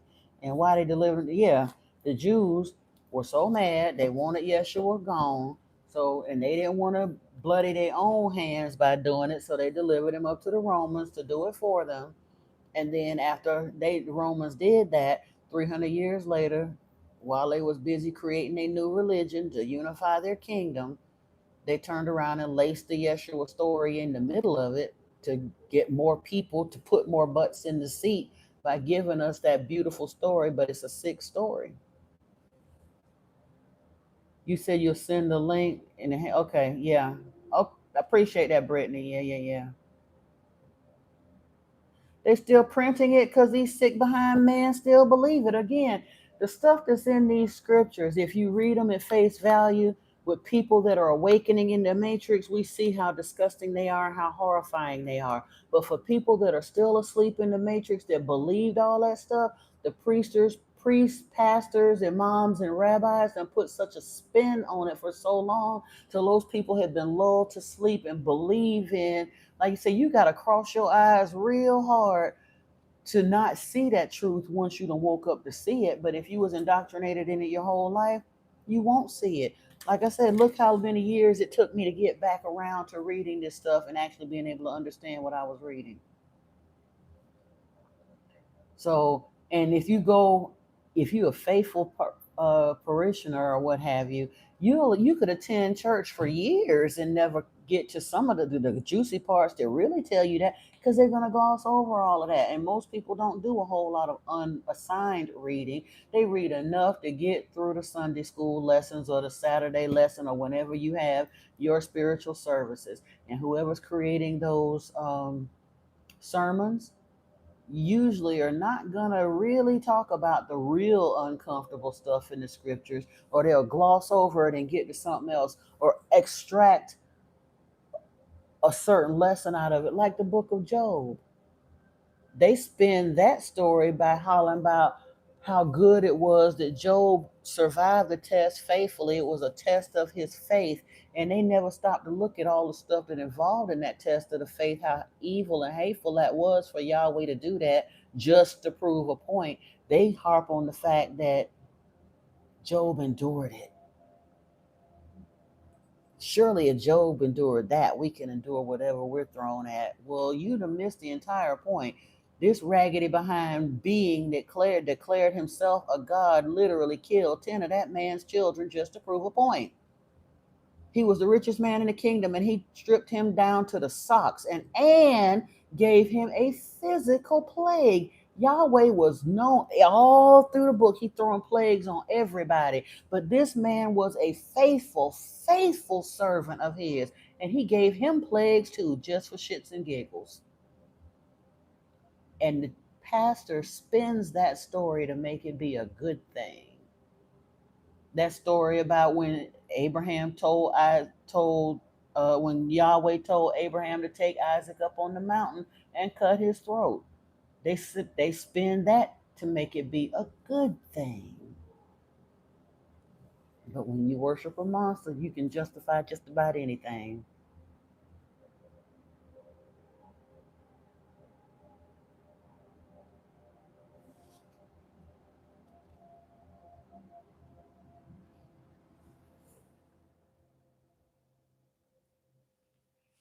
Yeah, Yahweh was a nasty tyrant, and now you see why, as a collective, people fall for oppressing doctrine because they follow one themselves. Yeah, worshiping a monster. Because guess what? Like I said, you got to do so much mental gymnastics to excuse his behavior that by the time you finish excusing his behavior, whatever you do don't seem all that bad. And if it do seem all that bad, like you say, all you got to do is hold yourself up to the yardstick of your God. If your God is misogynistic, it's okay for you to be misogynistic. If your God is a liar, it's okay for you to be a liar. If your God endorses slavery, well, maybe slavery ain't so bad. We're doing it for a reason. Well, we got to justify it because I can't afford to do this work by myself. It's quite all right for me to go and take someone else's freedom. Like, what makes you narcissists think that what getting your work done for free gives you the right to take somebody's whole life away from them so they can serve you? That's some nonsense, but that's the type of time Yahweh was on. He right there in the Mosaic law, he outlined for them the permission for them, the rules under which they could enslave people, and made it part of their religious law.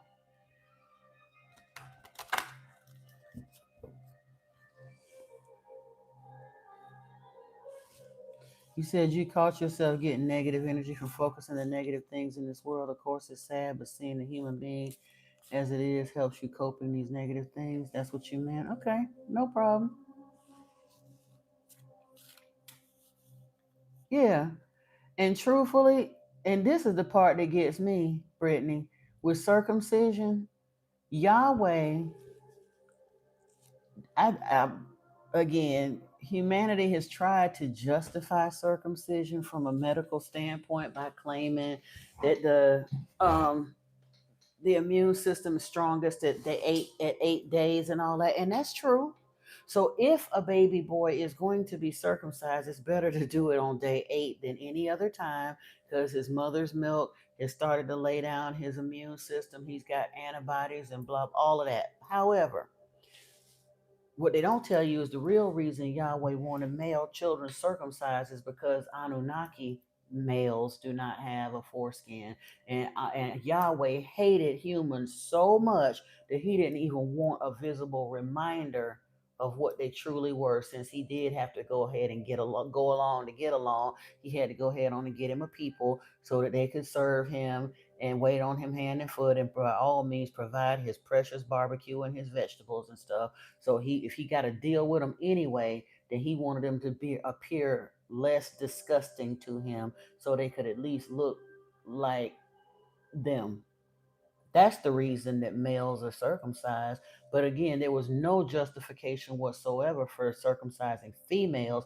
That's a product of Muslims who did it because they're so insecure. They wanted that female to not enjoy physicality so that she would not cheat. That's a male living in his ego and insecurity. That's the main reason that the women have to wear full hijab with the burqa and the niqab and all the rest of that because she's so beautiful and precious, supposedly, that it'll tempt a man away from her. He ain't got no trust for her. So while you roaming around in 100-degree heat, she's sitting there with her eyes sticking out because some man is so insecure in himself that he don't mind putting her through that. Horrible. And the crazy part is that's definitely not no instructions from Allah. It's not. That's some male nonsense that came along later in Islam. In fact, once upon a time, Muslim women started wearing the hijab and the burqa and the niqab because of following the traditions of people that the Muslims had captured in war. And they thought it was exotic and beautiful. And once upon a time, the imams had instructed Muslim women not to cover their head and not to follow the customs of their captives. They were not allowed to cover. And then they went back to later on, several more generations went by, and they went back and then started demanding that they cut. Well, they don't. Some Muslim women cover, some don't. But in some parts of the world, it is a demand of theirs. But it don't have nothing to do with what's actually in the Quran. That is some nonsense that egoic men that are very, very insecure came up with and just tacked on to it.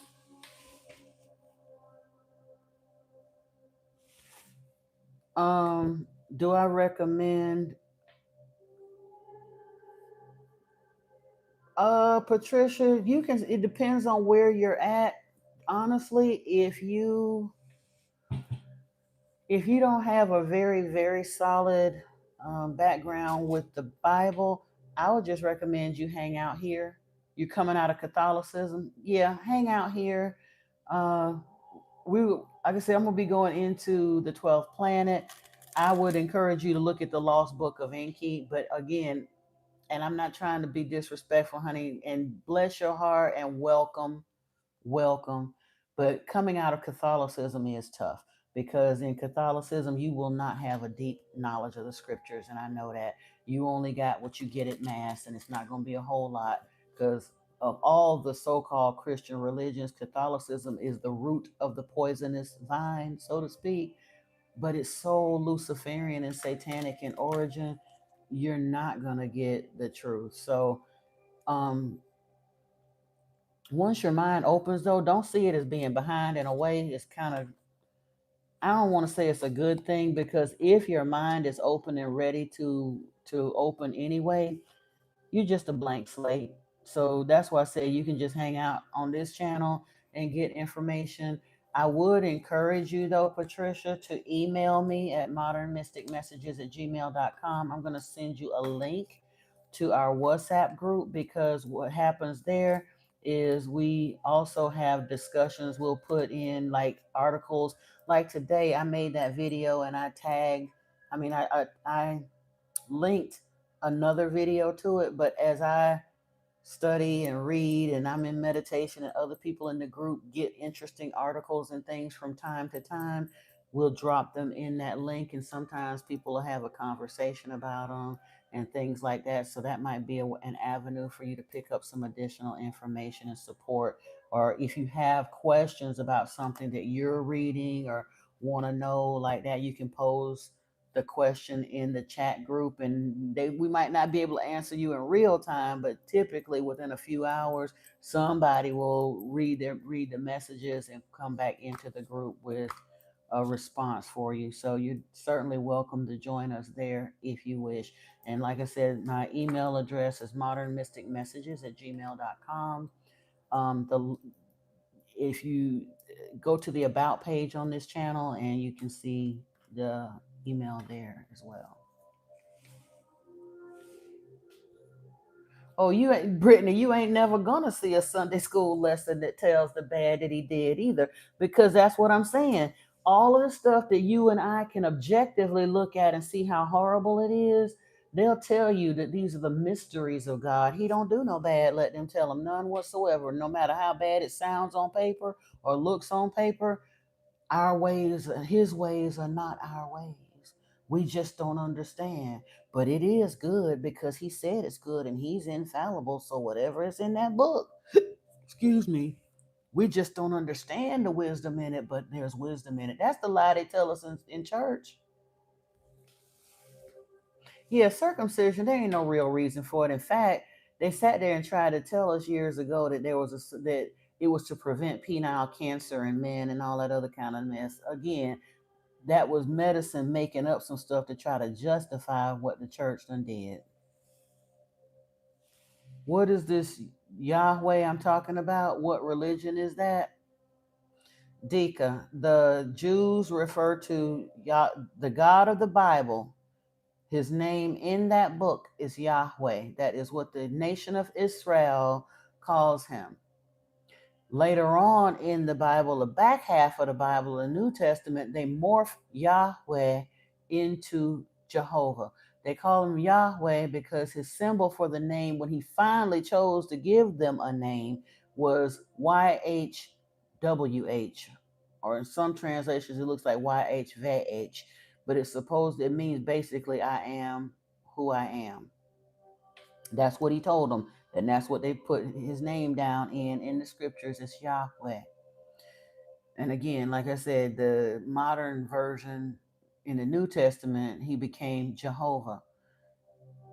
Before he became Yahweh, he was known as Zeus, Odin, Dionysus, Yao, Eonis, Baal, uh, Beelzebub, and ultimately, when he first got here, his oldest name on record that we can find of him is Enlil. He was from Nibiru. Okay. Now, yeah. So it's interesting to note if you start tracking down the history of Yahweh in the temples of Yahweh, once upon a time, he was worshipped alongside his so called wife, Asherah. And there was another being, El, that was worshipped in the temple of Yahweh and Asherah. It was El. And eventually, he first cut El out of the picture, so El became representative of Yahweh as well. And then El eventually became known to the Muslims as Allah. And they just got rid of Asherah altogether because Yahweh is a jealous God. He told the nation of Israel that he couldn't even stand to let his lady wife be recognized as a deity. It had to be only him. So there was three gods that initially was worshipped in the temple of Yahweh, and he basically absorbed one and killed off the other one.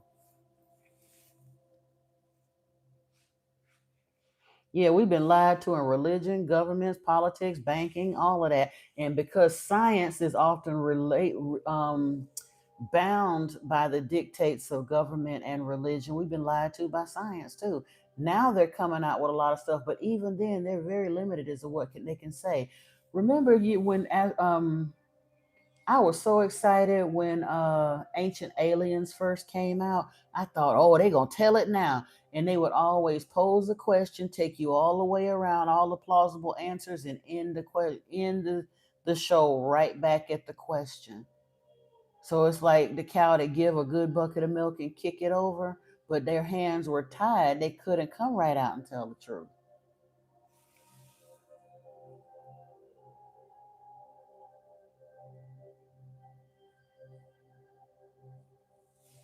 Oh, Brittany, yeah, I can imagine because truthfully, by removing the foreskin, what the foreskin was covering becomes very, very desensitized over time, leather like almost. The older they get, yeah,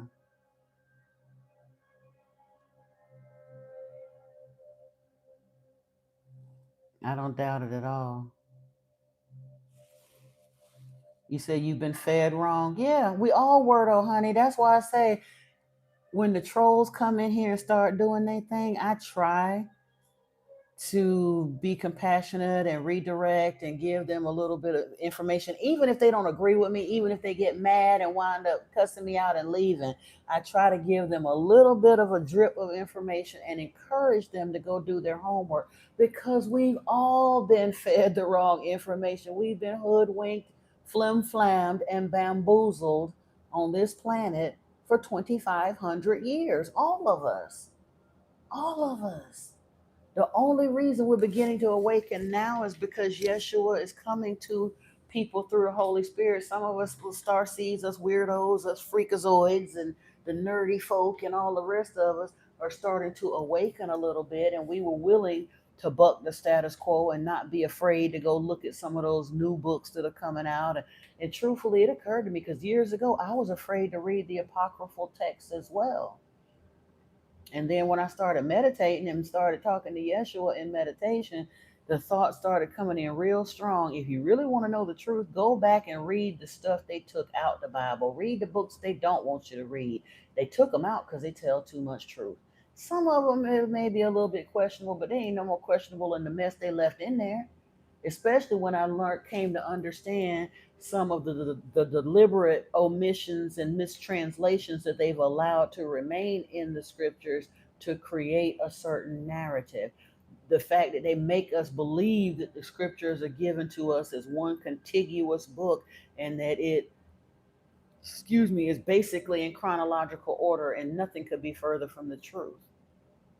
But you got to start digging outside of the church approved material to understand that part. What's my opinion on the Quran, if I may ask?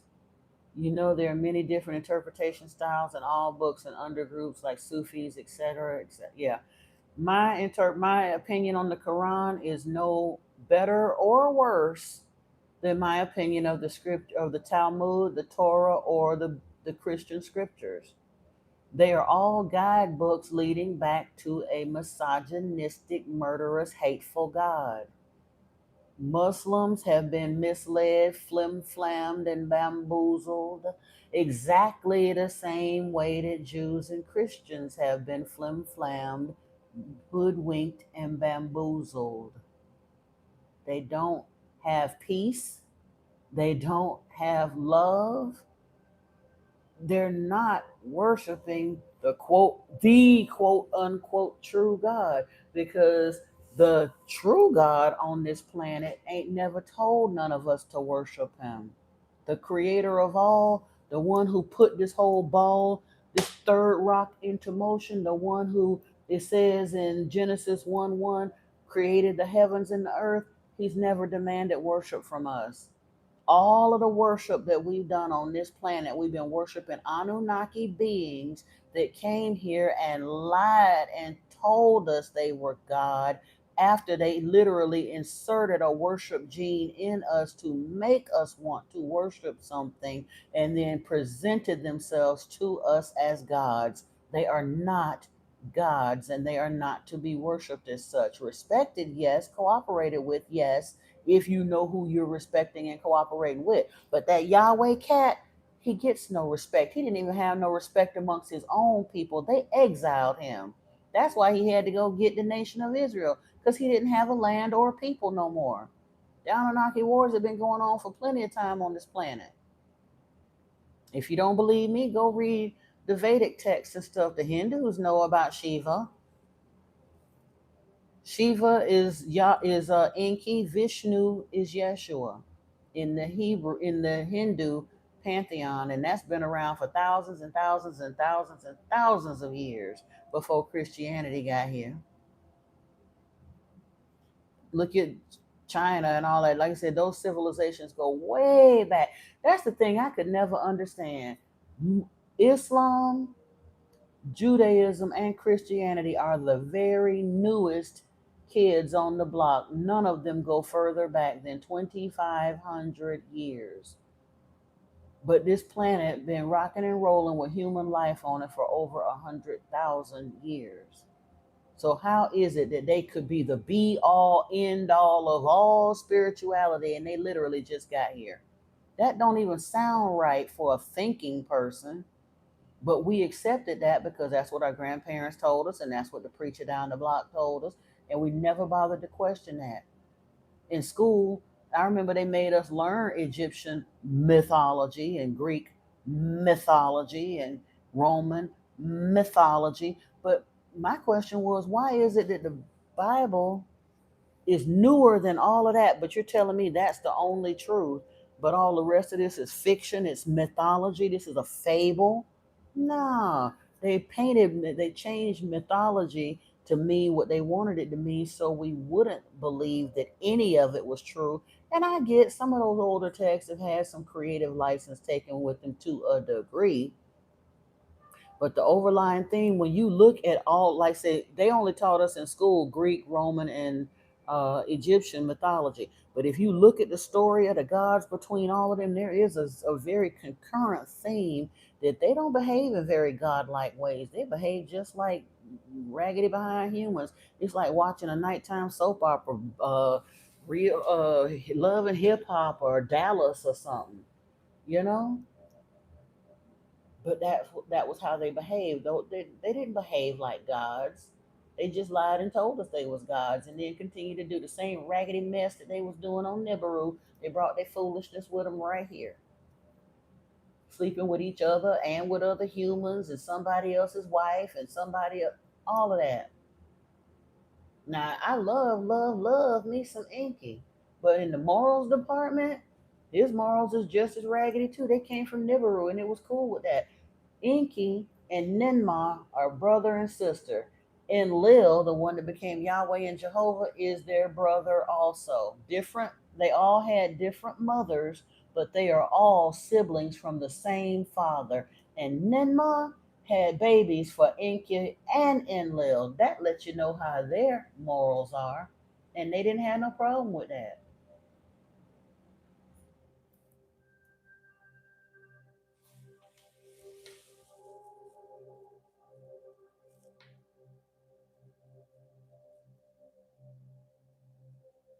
Oh, you're welcome, Patricia. I'm happy that you're here, honey. Like I said, it really, really, you just proved that the program, like I said, the angel distribution system works. I set a strong intention for this channel that the beings that were supposed to get this information would find it, regardless of how big or small the channel ever got. It's about helping people to understand and being able to share the things that I'm learning with those who are ready to hear it. So you're here, and I'm glad. That's exactly what's supposed to happen. And yeah, definitely start meditating. Grounding and sun gazing is good too.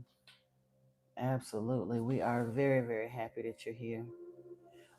Yeah, Tasha, absolutely, honey. Anybody that's hearing my voice, if you want to be in on, because I think WhatsApp groups can get up to like 400 people, and we probably got like 25 in it. So yes, there's plenty of room. If you wish to join the group, um, the WhatsApp group, email me at modernmysticmessages@gmail.com, and I will email you back the link to the WhatsApp group. A lot of folks were saying they were having trouble accessing it when I just gave them the name, but I hesitate to put my real phone number in here in YouTube because of all the trolls and stuff. But I'm more than happy to, if you go the step of emailing me and requesting to get access to the group, I will email you the link for it very happily. Absolutely. You can certainly come on in.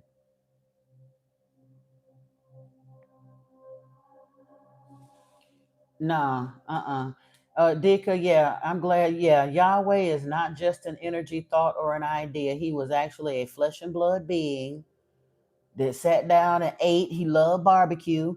And if you don't believe me, you have Muslim leanings, but if you look in the Christian scriptures, in fact, I can read that one real quick. Hold on. I'm gonna let you know he was a flesh and blood being. Hold on. There's one time, now he was the one, Yahweh was the one that made up the rules that we were never supposed to see their face. If we saw their face, we were to be unalived on the spot. But he broke his own rules one time in the scriptures. And I'm getting ready to read it to you right now. Hold on. I was just checking to make sure I stay behind in the notes, but I want to make sure I wasn't getting too far behind.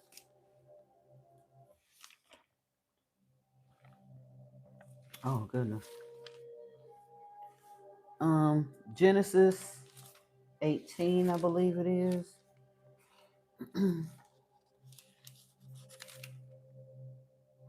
Yeah. In Genesis 18, it says, "And the Lord appeared to him by the oaks of Mamre as he sat at the door of his tent in the heat of the day. He lifted up his eyes and looked, and behold, 3 men were standing in front of him. When he saw them, he ran from the tent door to meet them and bowed himself to the earth and said, O Lord, if I have found favor in your sight, do not pass by your servant. Let a little water be brought, and wash your feet, and rest yourselves under the tree, while I bring a morsel of bread, that you may refresh yourselves, and after that you may pass on, since you have come to your servant. So they said, Do as you have said. And Abraham quickly went into the tent to Sarah and said, Quick, 3 seahs of flour, knead it and make cakes. And Abraham ran to the herd and took a calf, tender and good, and gave it to a young man who prepared it quickly. Then he took curds and milk and the calf he had prepared and set it before them. And he stood by them under the tree while they ate. And if anybody was questioning who the they were, they said to him, Where is Sarah your wife? And he said, She is in the tent. The Lord said, I will surely return to you about this time next year, and Sarah your wife shall have a son. And Sarah was listening at the tent door behind him. Now Sarah and Abraham and Sarah were old, advanced in years. The way of women had ceased to be with Sarah. And so Sarah laughed to herself, saying, After I'm worn out and old, and my Lord is old, shall I have pleasure?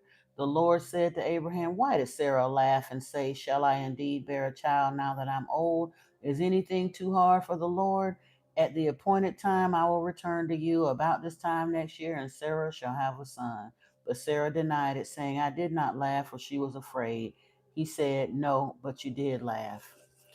She laughed because she had good sense, because he had been telling that lie for 24 years. He had been promising Abraham a son since Abraham was 74 years old. And Sarah did not bear him a child until she was 99. And the reason he had to come back to do it, I guarantee you, this is the part they're never going to tell you in the scriptures. But the reason it took Sarah so long to have that baby was because the Lord had to get his stomach together to do it. Yahweh hated humans. Enki loved humans. He ain't had no problems with personally mating with humans. He did it a bunch of different times. Go read Genesis chapter 5. All of his Bible, well, not all of them, but quite a few of his Biblos is named right there. Noah was one of his Bible. He was Noah. Zeazudra was one of Enki's flesh and blood sons. Enoch was one of Enki's flesh and blood sons. The scribe who wrote the lost book of Enki, and Dupsar was one of his grandsons. Adapa and Titi were the first civilized pair of humans. They were the children of dawn and dusk, actual sons that Enki laid down and mated with humans for. Now, Adam and Eve was created in a test tube in the laboratory, so he hadn't gotten to that part yet. But Yahweh hated humans. He didn't lay with humans. He didn't mix with humans at all, except to lay down curses and plagues and get them to do his bidding for them. So 24 years after he promised Abraham a son, Abraham still ain't have no son. Now Abraham done fed him the barbecue, and he done washed his feet and did all the rest of that stuff. And so he was like, Where's Sarah? And Sarah laughed because she already know, if you ain't gave me no baby in 24 years, I'm not likely to have one. You done promised this baby ain't coming. And he was like, Well, this time next year I'll come, and then she'll have a son. He had to get his nerve up to go ahead and actually impregnate her.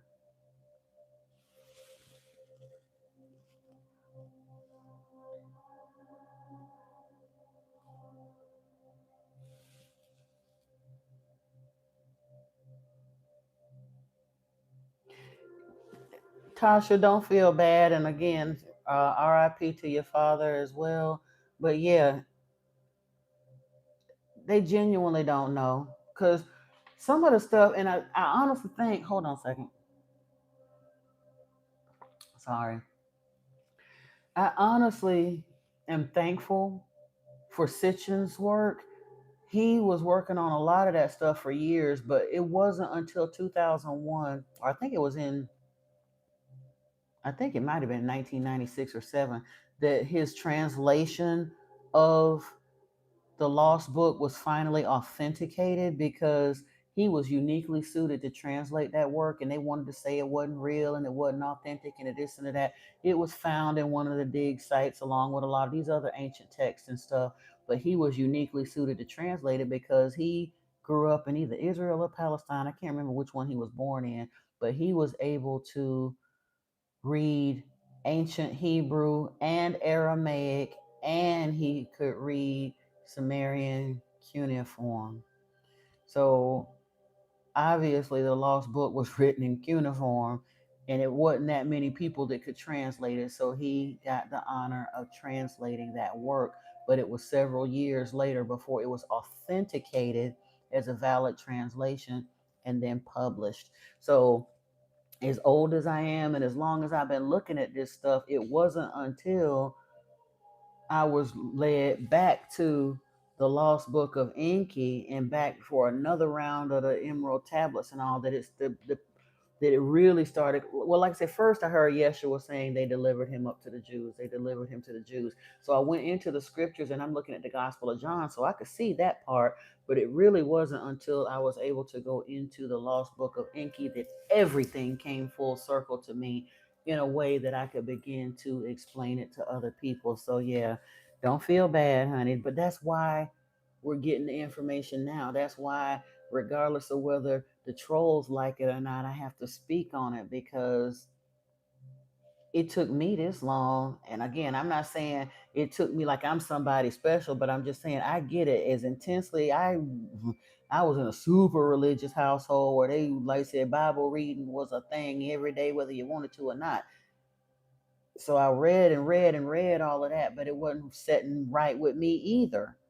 And I didn't want to be blasphemous and I didn't want to be wrong. And at first I just walked away from religion. I was like, oh, well, it don't matter.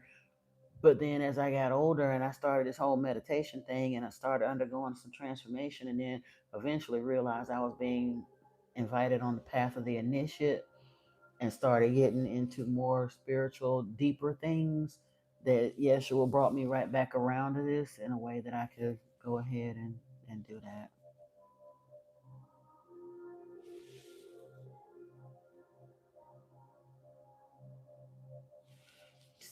And I feel the same. You say you tried so hard, you could never feel the love that you were supposed to have for him. Same.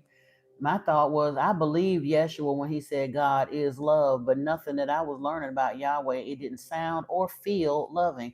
The Yahweh's world that I was plunked down into here in the land of God we trust, it didn't feel loving at all. And I was having a hard time reconciling that. And I literally was on my knees, sobbing, crying. I prayed and asked. I wanted to know the true nature of God. And it took me quite a lot of time to be led back to understanding that that rough tumble world that I brought through, all the hell, confusion, pain, and misuse and mistreatment, that was Yahweh's world. I asked to see the nature of Yahweh, and I was given the grand tour of Yahweh's world, and it does not feel good and it don't look good either, but that's the nature of Yahweh. And then I got back on the spiritual path and started looking at the nature of Christ or Christos, when I stopped looking for God and started looking for Yeshua, like really falling in love with Yeshua and what he was teaching and understanding that, that's when my eyes were truly opened and I was led to understand the nature of Enki as opposed to Yahweh.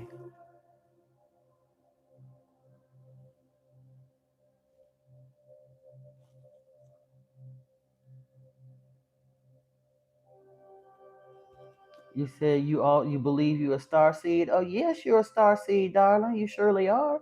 And you right, Dickum. The Matrix was not just a movie. It was one of the most important movie franchises that we will ever see.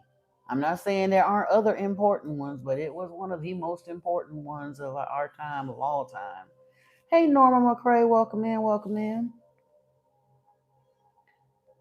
This for you is studying all the religion, governments, and history. Yes, we never got the truth, but it all connected. How many books have been destroyed? Yeah, and a lot of them ain't even been destroyed. They just been hidden from us. They told us that the library at Alexandria burned.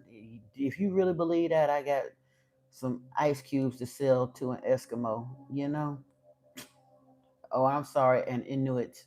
I forgot. I'm old enough that I didn't realize that that was offensive. But yeah, mm-mm. They probably burned a few books to make it look good, but the vast majority of the library at Alexandria is probably underneath the Vatican right now. You said the Matrix was a documentary. You ain't never lied, and it's so multi-layered. Shoot, you got to go back and watch it three, four, five times to even begin to understand. And I'm glad that y'all love that reference because I quick to say we are truly the crew of the Nebuchadnezzar. We really are. And you know, in case you don't know, in the Bible, Nebuchadnezzar was the king of Babylon during the time of the building of the Tower at Babel. And Yahweh threw a shit fit, and that's where he scattered the language in the people, limited our lifespan and everything else, because he was upset because he understood that we were beginning to expand in our consciousness, and he did not want us to do that. He was like, the next thing you know, they'll be building a tower all the way up to the heavens, and they think they're gonna be like us and all that. The devil is a lie. He wasn't having it. Inky loved the fact that our consciousness was expanding because Inky looked at us genuinely as his children. He was like a proud papa. Go ahead on to do that. He knew that we had the capacity to potentially match or possibly even exceed their intelligence. And Yahweh wasn't having that. He was pissed. And that's why he broke up the program. So I loved the fact that they called that ship the Nebuchadnezzar because they were breaking people out of the matrix. Yep, and we are the crew.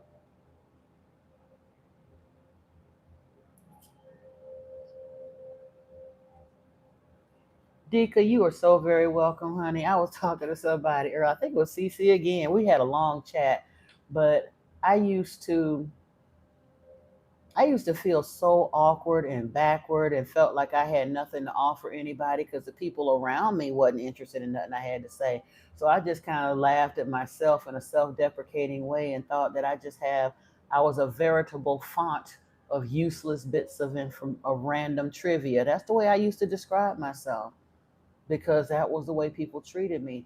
And it wasn't until later, like I said, when I really got hooked up with Team Yeshua, that I realized that all of the random bits of trivia that I collected from being such a, I was I've always been an avid reader, but I wasn't like down one particular area. Some people just really know everything there is to know about this one particular subject.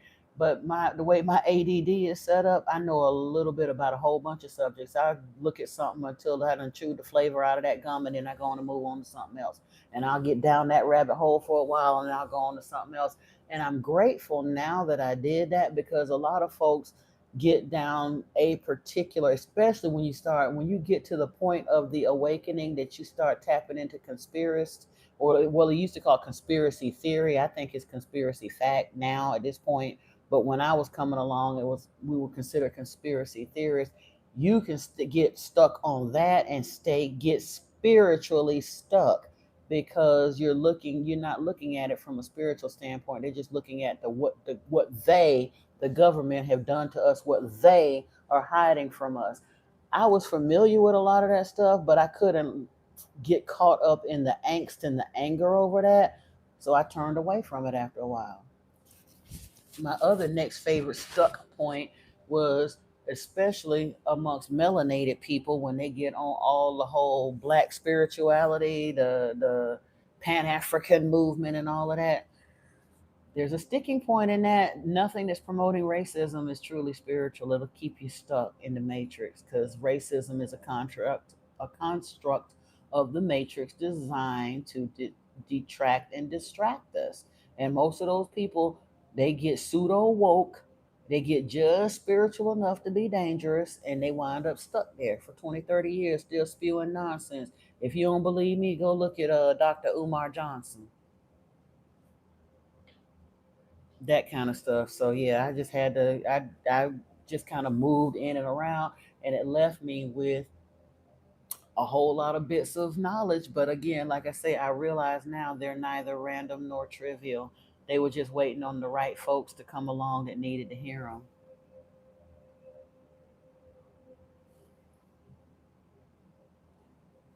Patricia, again, same. Don't feel bad, baby. Because here's the thing. Now, again, and I'm gonna give you a special clap and a special spiritual hug, Patricia, because the truth of the matter is, darling, the vast majority of people in your age range, I'm on the edge of, I was like right at the second wave of star seeds coming in, but the vast majority of people that was born before 1955 or right at that age or before, your age group or a little bit older, most of them will never awaken. They weren't intended to. So the very fact that you are on this live stream asking those questions and you're searching and all of that, absolutely. It don't matter how long it took to get here. I'm glad you here. Welcome. You truly are a unicorn. Because it would have been perfectly okay if you didn't wake up. Because a lot, like I said, before the first wave of star seeds, most of those people would never wake up. They weren't intended to. Now, we did have some of the masters and like the Edgar Caseys and the Malachi Yorks and the Helena Blavatskys and all of them, but they were very few and far between, like searching for hen's teeth. Those people came as for show enough way showers, like a segue in, but they were very interested in esoteric, deep esoteric knowledge. And all of them didn't get it all right either, but they were a precursor to give us something to look for as founders of the so called New Age movement. But the vast majority of people over 70 will never wake up. They're going to be reabsorbed. And again, it's not even a bad thing because there's no burning hell. They're just going to wind up having to do another life cycle. It will recycle back through. And probably by the time they come back on this planet, the 3D matrix will have been reset. It's just a longer spiritual journey for them, but that's okay too, you know?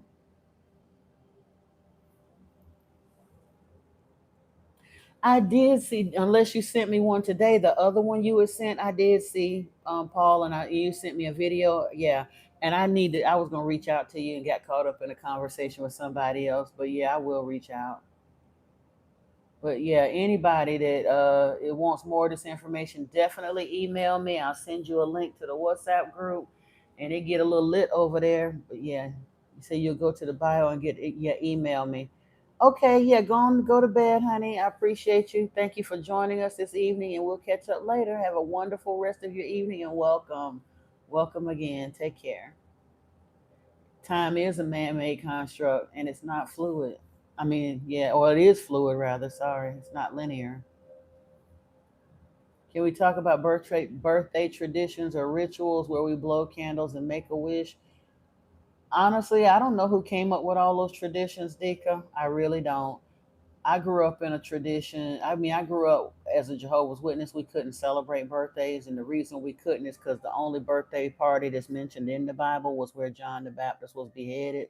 So they saw that as a bad thing, and the scripture said that better is a day of a man's death than his birth because he had an opportunity to make a relationship with God. So, I mean, now that not in that, I don't mind wishing somebody something, but I don't know enough about all the rituals and all of that to do it or not do. I mean, I don't have a problem with wishing birthdays. Like I said, I just wished our sister Cece a happy birthday, but I don't know where all the rituals came from. Almost everything. This is the part that gets me. Christians are quick to look down their nose at every other thing that isn't Christian, but they don't realize that every single tradition that they have, everything they do does have some other spiritual origins that they would normally label as pagan. They do. Go look up the real origins of Valentine's Day. That's a nasty, bloody, nasty pagan ritual. I used to love Valentine's Day till I found out the real deal behind it. I'll never celebrate it again. All of the holidays have pagan, or like I said, pagan rituals or tradition, because Christianity is a pagan religion. They just put the Yeshua story in the middle to bamboozle people into thinking otherwise. But the man who authored and authorized Christianity was a pagan. And that Bible, that King James Bible, the first one they came up with, that man was a pagan. He was a PDF file, and his other great work, his literary work, was an encyclopedia of demonology. He didn't love Yeshua at all. People don't understand that. Have a good night, Val. Oh, you talking to Patricia? Okay, I thought you was gone. Did I read the footprints of the gods, or where can you learn about Enki, Yahweh, Anunnakis, etc.? I didn't read Footprints of the God. I am going to write that down, though, in case that's something I want to check out. Um, but Dika, I started out with the Lost Book of Enki. And once we're right now, I'm in the book of Enoch. I'm finishing that up. Once I finish the book of Enoch, we are going into Zechariah Sitchin's 12th planet. And after that, the Sitchin is called the Earth Chronicles series. There's about 10 books in that series that Sitchin wrote. He's got about 14 or 15 books altogether that he wrote about the Anunnaki and what they was doing here and all the rest of that. So I've got all of them up here on the bookshelf. We'll be going into those one by one. Was Moses Enlil's son? No, I don't think so. Mm-mm. If anything, Moses. It is said that Moses, of course, he was a mystic. I think he would have been an Essene possibly at some point, but Moses, I forgot what tribe. I have to look into his background. But as far as I know, I have not yet uncovered any fleshly humans that were sons of Enlil. Like I said, Enlil was disgusted by humans. He would never have slept with a human female ever. He like I said, he didn't mind violating Anunnaki females, but he hated humans. He would never have laid with a human. And you got to remember, the geneticist was Enki. It was Enki. Enlil didn't have the genetic know-how to do any laboratory artificial inseminations and the genetic experimentation and all that Enki and Ninmah and Thoth did. So the only way Enlil would have had to make a son would be to actually impregnate a female. Now, truthfully, the Anunnaki males, according to the Lost Book, they didn't impregnate the way we do. They did it by kissing a female, but still he would not have done that because he was disgusted by humans. But I think he did it in Sarah's case because, like I say, he had to get himself together to do it. But for 24 years, he had been promising them a child and they didn't have one. And then he finally said, well, this time next year, she'll have one. So he had to come back and impregnate Sarah. And he did. But yeah. You said you were trying to donate and it threw you back to you. Did you tap the buy me a coffee link in the about page? Yeah, if you go to buy me a coffee, you should be able to get through there if you choose to. And I thank you. I appreciate you. You say you feel like the prophets wanted their own stars to shine more bright, but they had occult knowledge and could visit the Akasha Bibliothèque with all knowledge in the astral world. Um, Not necessarily, Dika. The more you start reading the Anunnaki text and then you go into stuff like the Book of Enoch and all of that, it's not that, I don't think it's more so that they wanted their stars to shine more bright. It depends on whose belief system they got trapped up in. If they're following Enlil, they're going to be lied to. And then there's a thing about greed and power and riches that got in there because they start getting tied up with politics and stuff. Those who followed the path of Enki kind of migrated into the East. Those religions or philosophies, they're not even religions, but like Buddhism, Sikhism, Jainism, Taoism, Hinduism to a degree, although Hinduism kind of sort of has a little bit of more of a religious feel to it because there's so many deities involved. Um, but they were much milder um, philosophies. But as the world kind of, like I said, when Yahweh get hold of something, it ain't even about them shining more brightly because truthfully, when they first started the whole priest king thing, they were the first priest kings were appointed directly by the Anunnaki. And many of those were hybrids. They lived a long time according to the Sumerian kings list. A long time. Probably most of them were El Shaddai and not human hybrids the first go around, because some of them on the king's list rolled for like 20, 30, 40,000 years. Those were the El Shaddai, the sons of the powerful ones. They weren't human. And then when they stopped that, they started appointing human hybrids that were Anunnaki human hybrids, and they still live longer, like Methuselah and all them living 900 years and 600 years for this one and that. But again, those were Anunnaki hybrids. And then when they started actually getting down to the nitty gritty and it was just humans on the throne, I think the first, they went through like lineages. There was a ways of determining the priesthood.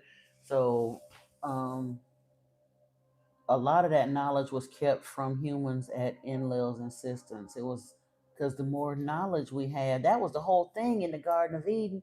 The whole route that everybody bases religion on and everything else was because Enlil got mad because Enki told the truth to Eve. He never wanted us to learn the truth.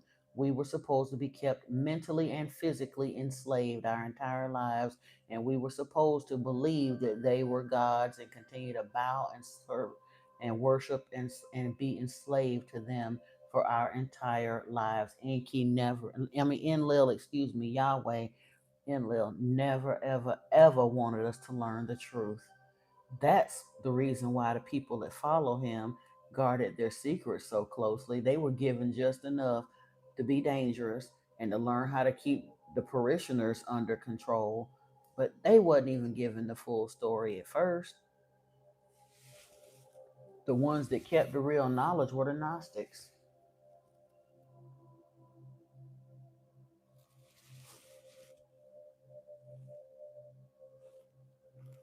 Yeah, we in the rabbit hole for real. Hey CC, welcome back. You said you really need the group because you seen things that you don't understand and you was afraid to ask anyone. You tried to tell yourself you was dreaming, but you wasn't sleeping. Yep, you in the right spot. Welcome. Yeah, you said you think it's all books and historical items are in the reservation outside of Reno. Okay, might be. Oh, they have burnt a whole lot of books over time. I was just saying most of that stuff, even the ones that they make a great show of burning, you can best believe that there are copies of them in other places. Because the hierarchy that's been on this planet, the one thing they can't stand is the idea that we might know more than they do. So they may burn all the rest of the copies so we can't have it, but they're going to keep a copy for themselves just to make sure that they think they know more.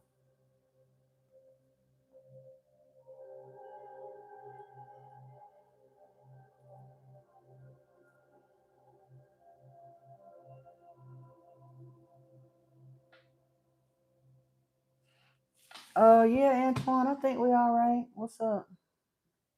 I gotta get. I'm almost caught up. Okay. You said the gifts.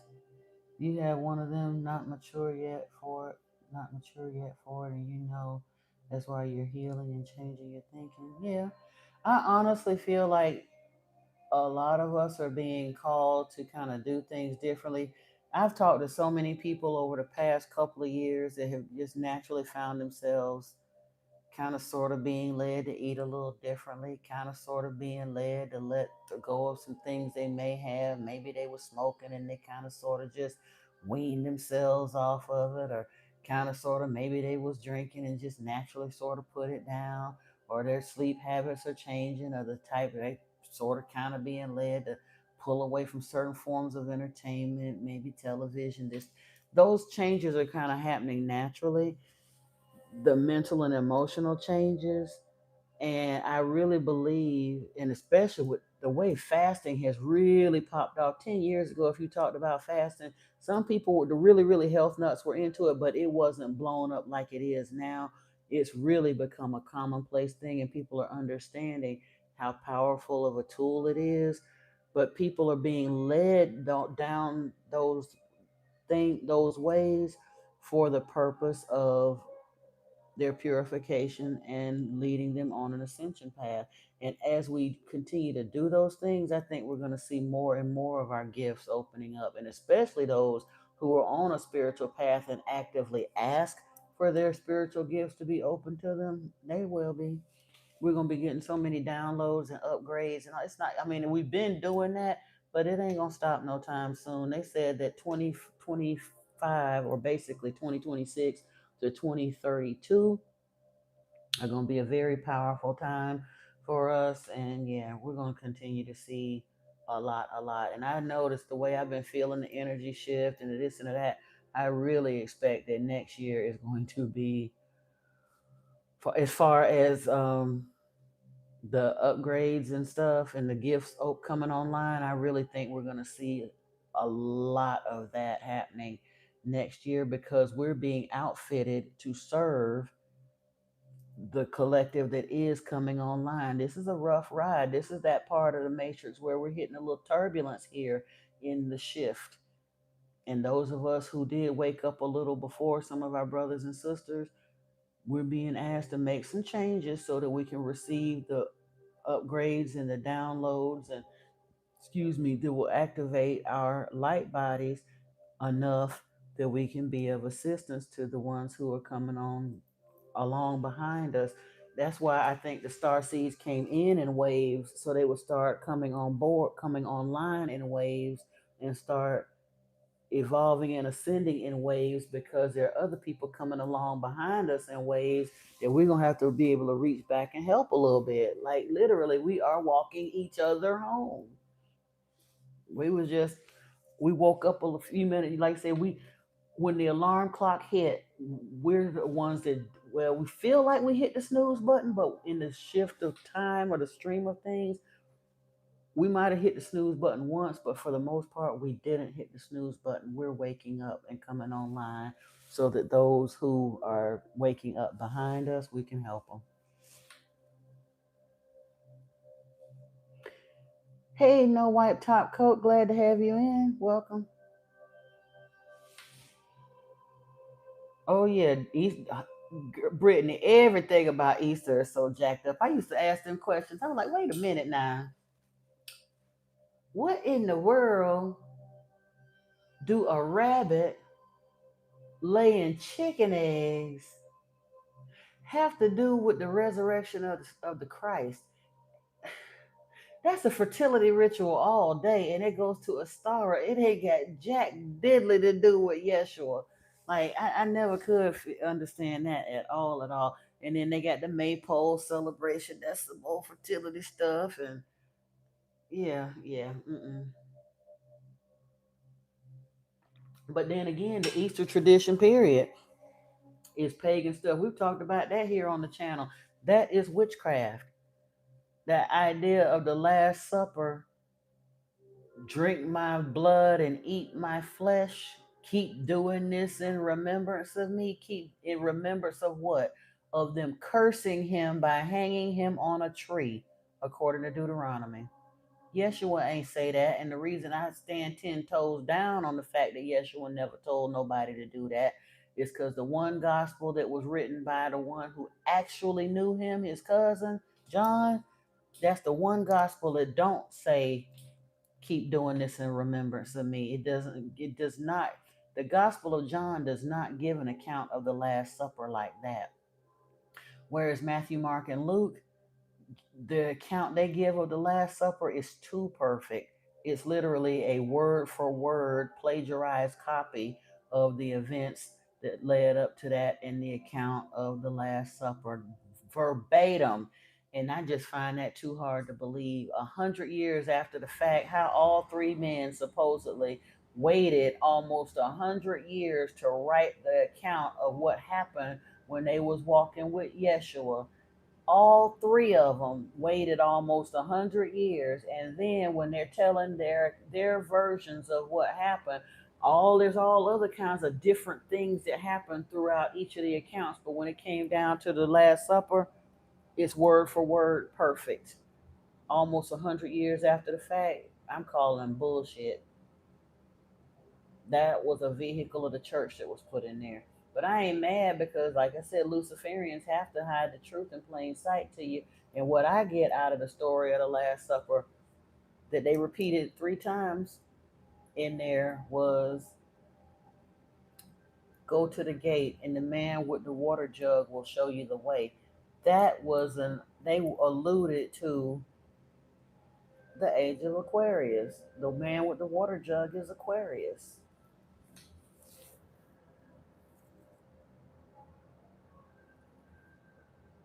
Oh, okay. You don't want, well, don't then. Don't celebrate them if you don't want to, Tasha, for real.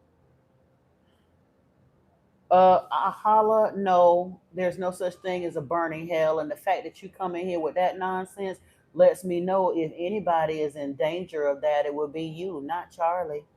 That man was sitting up, doing minding his business, doing what he believed. You don't have to agree with what he was for about, but he certainly didn't deserve none of that. And for you to say something that hateful, how dare you? How dare you? Go somewhere and heal. That's what you need to do. This is not your channel. We don't do that here.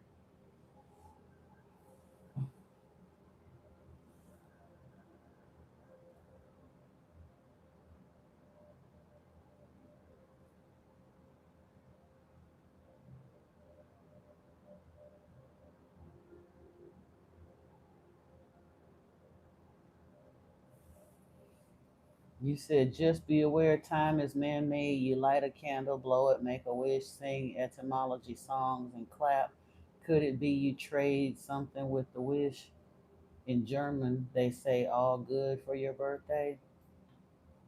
I'm not sure. And anybody that's not comfortable with it shouldn't. I don't really make a big deal out of my birthday either. But, like I said, I wasn't really used to it. Right, Valerie? Right, Holla. Stick to the topic, or good night. How did Sarah get pregnant? Most likely, Yahweh finally got over himself and came back and tongued her down, because according to them, that's how they did it. As far as Anunnaki males, if they chose to give a woman a baby, it would be through the mouth. Now, apparently, they did have something going on in their gonad region, but they were just, their organism was different. I mean, yeah,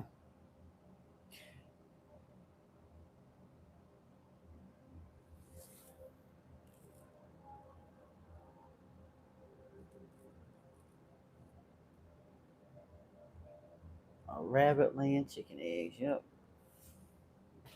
Do we eat animals? Yeah. I don't have, honestly, people carry on the vegan route. I think that's a personal choice.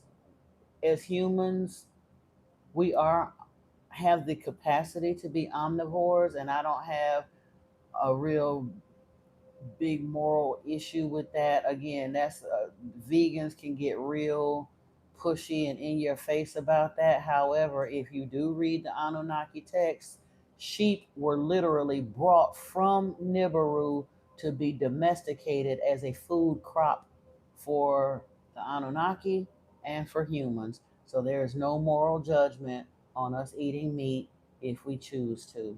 That's, again, is some judgmental nonsense that's been brought here to sell stuff on this planet. Now, most of us that live in parts of the Western world where there's a lot of antibiotics and chemicals and growth hormones and all that stuff could probably do with a little less meat in our diet. But it, and again, there's some folks that do look at the fact that the way those animals are prepared for market, that there's the whole idea of consuming the hormones of fear that surrounded them in their death. It's up to each one their own, though. I don't make any moral judgment on anybody that chooses to continue to eat meat. Because the bottom line is, at least over here in the United States, I can't speak on no other countries, but here in the US, because of commercial farming, most foods do not have the nutritional value they had even 100 years ago because of soil depletion. It is very, very difficult for a vegan to truly get the full nutritional value that they need out of their food. And if they could, even when they can, most of them living in an American economy can't afford to eat the way that it would require for them to do so as a pure vegan. That's one of the reasons why you find fat vegans, and you find a lot of vegans after a while, after they've been vegan for about 10, 12 years, they start succumbing to the same types of diseases that be taking out the meat eaters, because it genuinely in our environment it's not nearly as sustainable as people would have you believe. It takes a lot to be dedicated enough to be a pure vegan and still maintain health in the United States, at least.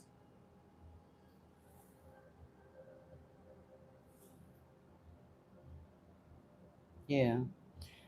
Brittany, I can't remember his name. I think his first name is Lauren, but I don't remember the man's channel name. But he's got some big retreat scenario out in Hawaii. He was teaching something about terraforming or something, and he do a lot with cleansing and diet and this and that and sustainable organic farming. He had a whole thing, and I followed him years ago.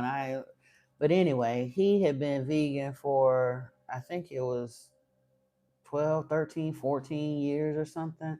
And eventually he started getting sick, and he came back and made an announcement. He went back to pescatarianism.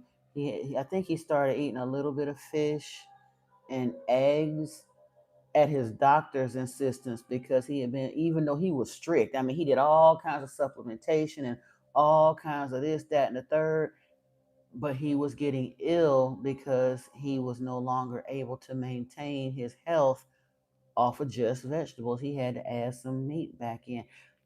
Um, he might have been blonde. He was getting older. He liked to show off his little physique with his. He had a 6 pack or whatever, a little skinny chicken chest, and he would do stuff like doing handstands. And he was big on enemas and stuff. And he was the one that advocates doing like a vodka cleanse or a vodka flush or something, where he put like a bentonite clay and a bunch of whatever, and doing like an alcohol cleanse. Yeah. And gosh, I can't remember his name.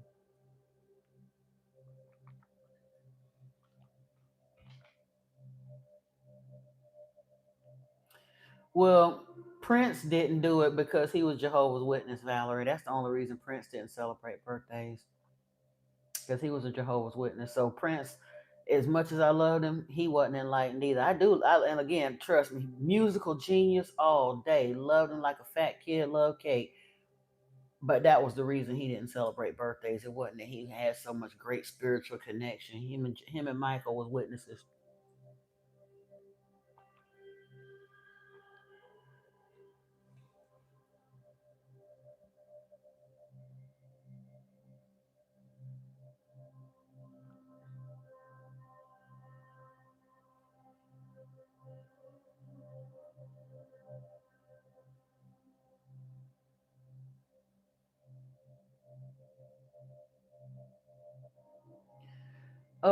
Richard Muirhead, you don't know nothing about me. Yeah, I did love cake, and I've acknowledged my issues with food and everything else. And what do they have to do with what we talking about here? Y'all ain't got to get rid of him. Let him sit here and shine for all the ignorance he is. We started out today talking about that kind of nonsense. You ain't, don't let him stay. I'm not triggered. I asked y'all not to time him out. Let his little ignorant self stay here. He'll be all right. I'm not that. I'm telling you, y'all. He does that doesn't hurt me. I know I'm fat.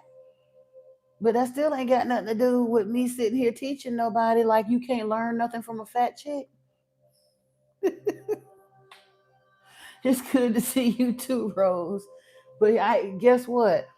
I can lose weight. Can he lose ignorant though?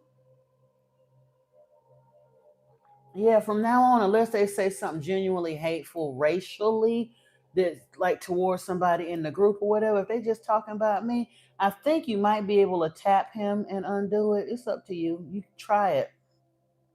If you did it, I can't undo it. But if you tap the line where he was timed out, it might allow you to undo it. I'm not sure.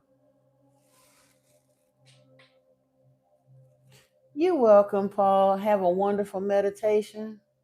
Yeah, I probably ain't gonna be on here much longer because they. You said he can't. You can't undo it once they've been done. Okay, it's all good though. Well, I'm just letting the moderators know from now on. They again, I left them free reign if they were offended by something that they could go ahead and time somebody out, but it ultimately does kind of affect us a little bit. Yeah, have a great night, Dika.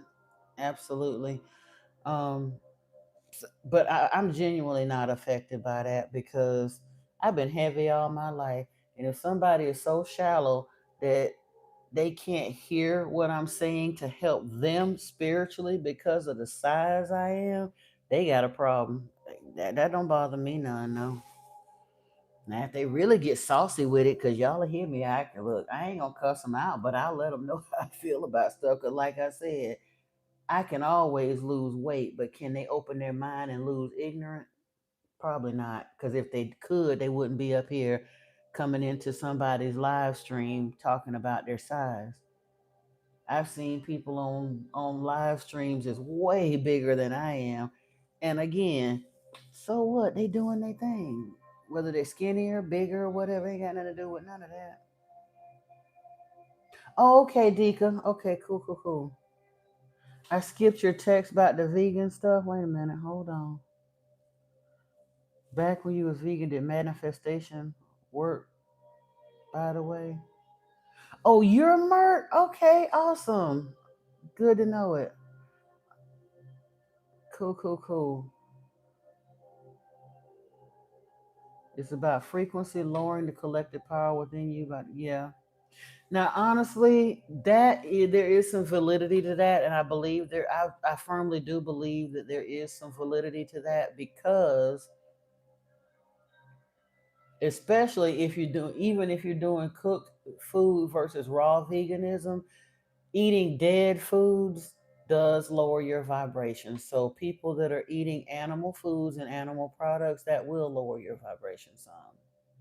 So right, that's what I'm saying. For real, Dika is Mert. Good to know. Good to know.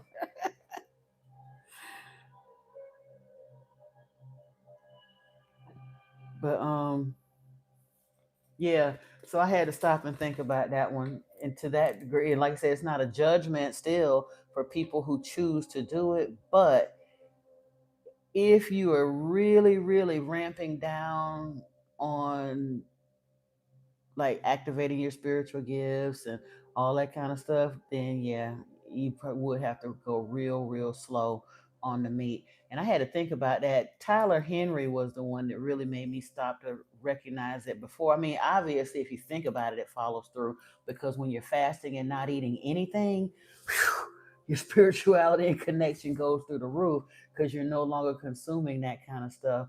But when I used to watch Tyler Henry, he was saying how, he basically was a vegan and this and that. He does it to keep his energy pure so that he can be a pure channel. Um, and then I looked at like him versus, say, Teresa Caputo, who was eating some of everything. And I'm not saying she can't still do her job, but look at like the problems that she has. And yeah, it's a lot channeling that kind of energy on that level all the time. You really need to keep that vessel as pure as you possibly can to keep from getting some level of spiritual burnout. We think you pretty awesome too, Dika. Yeah. But yeah, yeah, yeah, yeah. So no judgment if you choose to eat it, but for spiritual reference, oh, it is 11:11. Yep. For spiritual advancement, the less animal products you eat, the better off you're gonna be. The more raw or lightly steamed or lightly stir fried, whatever stuff that you eat, something that where the food is still alive, the better off you're gonna be.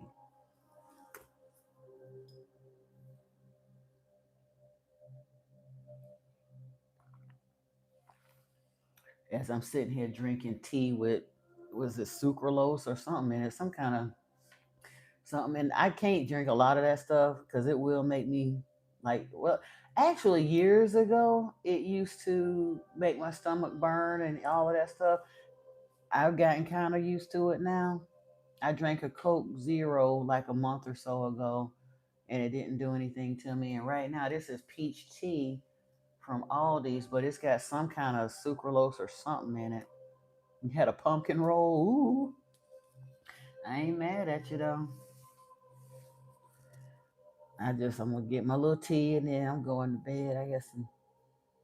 You said there are people who believe they can eat only from the sun, but they didn't understand it's about photosynthesis, plant-based light from the sun. There are some folks that, I mean, I read the book from the dude that teaches sun gazing and all of that. Now, I will say, about a decade ago, I was living in an area where I had the luxury of going down to the waterfront and I could catch the morning sun and this and that. And I started sun gazing. I didn't go like the full 9 month program to become fully um, sun adapted. But after about a month or so of sun gazing, I did notice that like my knees and stuff felt better. I had a whole lot more energy and I was eating a lot less during that time period. I just naturally ate less when I was sun gazing every day. Once I got to a point where my gazing time was starting to ramp up, yeah, I was eating way less during that time period. I just didn't stay with it long enough to become, and I honestly don't want to become fully sun adapted. I enjoy food. That's a pleasure that we have here. I do need to start to learn to eat healthier, but I also realize once I get out the United States, I'm gonna lose a ton of weight anyway. So I've just become super sensitive to the chemicals in our food, and I don't eat clean enough to not have the chemicals in our food.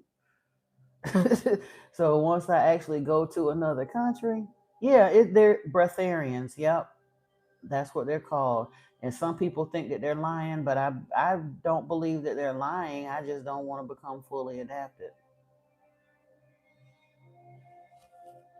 My metabolism is slow enough as it is to go that route, and I would be afraid that I would never be able to reverse it.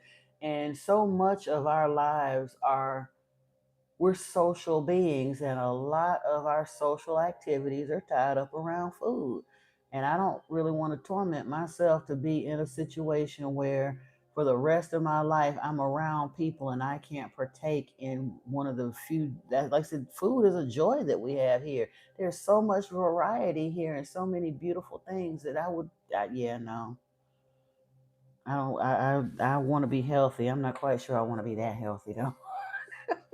Unless Yeshua will tell me that's something I need to do, I'm gonna pass on that one.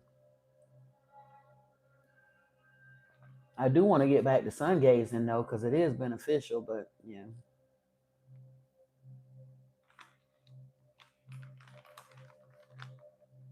when it's about prana, wait a minute. You say you're excited about the next months when we all further with the occult knowledge. When it's about prana, like mana you use for mana you use for spells. That why they say eat vegan, get light from the sun, raise your raise your vibration. I guess you're gonna say yeah.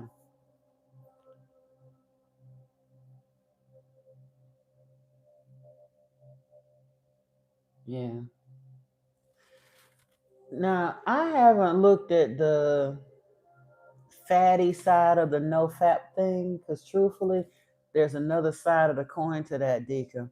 And I get what they were saying on one level with no fap, because a lot of folks had corn addictions and all that, the P word, that they need to get out of their system, and they absolutely need to get that out of their system. But there comes a point in time when you can actually you can practice sexual transmutation as a solo effort, if you know what I mean. Go read uh Think and Grow Rich. There's a whole chapter in there about transmutation. Now he talked about it as a group activity with a partner, but it can be done solo as well for manifestation.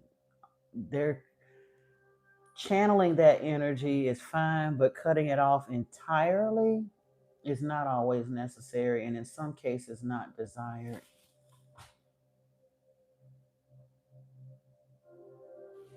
Just to clarify, you never celebrated your birthday. You only mentioned Prince as a reference to how he looks, regardless to his religious beliefs. You always say, "Oh yeah, he did talk about being timeless." Now I believe that. I do believe that, and I got to stop talking about my age too, because truthfully, like I said, time is a construct. It's not linear, so we really don't have to claim it. That's just the way we mark the passage of whatever. But again, by the same turn, I don't mind telling my earthbound age, because I also firmly believe that we're going to receive expanded lifetimes, that even if we're marking time, they're going to start becoming more longer and longer and longer. I would not be at all surprised if folks on this live stream right here live to 150 years or more. I really wouldn't. I'd be more shocked if some of us didn't. Even though we've misused these bodies, we done rode them. See, we've been, some of us have done rode them till the wheels fell off just about. But I also believe that in the downloads and the upgrades and the this and the that, we're going to receive some rejuvenation, um, some cellular healing. That's just, yeah, that's my story, and I'm sticking to it. 160 on paper in this lifetime. Oh, you're 60 on paper in this lifetime. The people always think that you're in your 30s. Yeah. And that's, you celebrate life. And truthfully, they say a lot of star seeds look younger than their age. They really do. And that's the main reason I don't be mad telling people my age, because I know on a good day at least. Now, some days I probably do look a little tired around the edges, and I still, if once I get all the way off sugar and off the gluten and the inflammation goes and all that, I know I'm gonna look even younger. But I know full well I don't look 57, so I don't mind saying it.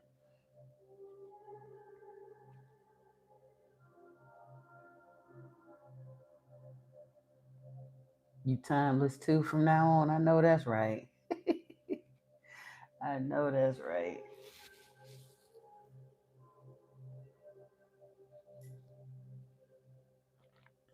I have an image in my head of where I wanted to wind my appearance back to, so that people assume, like I say, I want to exactly age backwards. I really want to get to somewhere around 35, because that would be believable, you know. And I just want to hang out at 35 to the rest of the ride. I don't care if I'm 300. I want to look 35.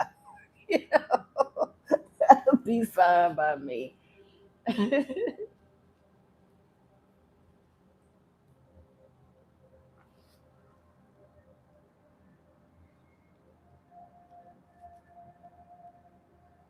You 18? See, I'd like to say that, but I had such a baby face at 18. I know I couldn't pull that off. I still look like me to a degree, but yeah, it was, yeah. And then, too, I also have to realize at 18, I had not come to love myself enough yet at 18 to accept that I was attractive, or to be comfortable with my thick lips and my nose or my big forehead or what all those things. I had let the chatter of the world get in my head. So at 18, I didn't believe I was beautiful. By 35, I was happy with. I mean, I still had enough going on in life, but I'm saying I realized more attractive at 35 than I did at 18. Oh yeah, I ain't mad at you. Lock in, child. Yeah, if you're 25 now, lock in at 18 and stay there. You ain't wrong. You ain't wrong. You ain't wrong. Cause truthfully, and the fact that you, honestly, the fact that you're aware of it now and you're taking better care of yourself, you're considering, like, so you're looking at things like vegetarianism, veganism, not doing alcohol, not doing all these other things, keeping a mindset of staying timeless. You will do that. You'll get your skincare routine together and stay away from all the chemicals and stuff. You genuinely have a real good shot at seeing, like I said, by Earth terms, seeing 160, 180, whatever years old. Yeah, you got a real good shot at it, Dika. See, I've been riding it like I said, riding it till the wheels fall off over here. I got to do some backpedaling and a whole bunch of meditating and talking to my innate and doing the skincare routines and all of that stuff. But and I don't mind. I don't mind. But yeah. Hey, little Ed, what's up, bruh? What's up? What's up?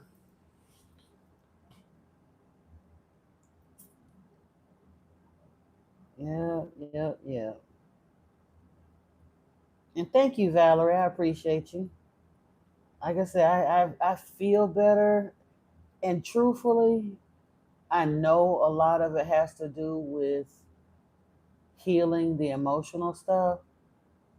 I look better now than I did at 40 because when I was at 40, I was still tied, tangled up with the toxic ex and the trauma and the drama and the this and the that for several years right before I left him. That was one of the things that made me decide to leave um, completely. Was It was sad to say, but true. I had gotten to a point for a few years. I was just going through the motions. I mean, obviously, when you were like brushing your teeth and getting ready for work, make sure you ain't whatever. But I couldn't really look at myself in a mirror. I was dressing frumpy and look, and then one day, something happened, and I looked up and I saw myself, like really saw myself for the first time in a long time, and I didn't like what I saw, and I didn't like the person I was becoming, and more importantly, I didn't like the parent that I was becoming, and I knew I had to, like they say, fish or cut bait. It was time for me to cut bait, and I did. I got that out of my life, and it's still been finding my. It definitely helped for me to get that stress off my neck and get that. Yeah.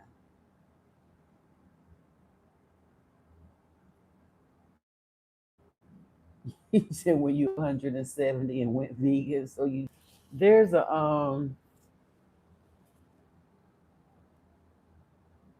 oh, I know that's right. Or if we do yeah, if you do reincarnate and want to, like say, not in the 3D, you want to move on and find out what's on the next level. We done did this level enough. You know what I'm saying? Some of us, we done did this level 100 times. It's time to go head on, fight the pit boss, and win this damn game so we can find out what's on the next game. I know that's right, Dika. I ain't mad at you. That's what we came here for in this lifetime, for real. That's exactly what we came here for. So that we could stop churning and burning through this and actually get through to the next round, and then hopefully help some other folks do the same thing, because like you said, this level, that 3D level, is about to fold up and reset. And then we just did not want to go back through another 2,500, 3,000 years of that. No, no, not today. Said Mimi Kirk. I'm not familiar with her. But let me see.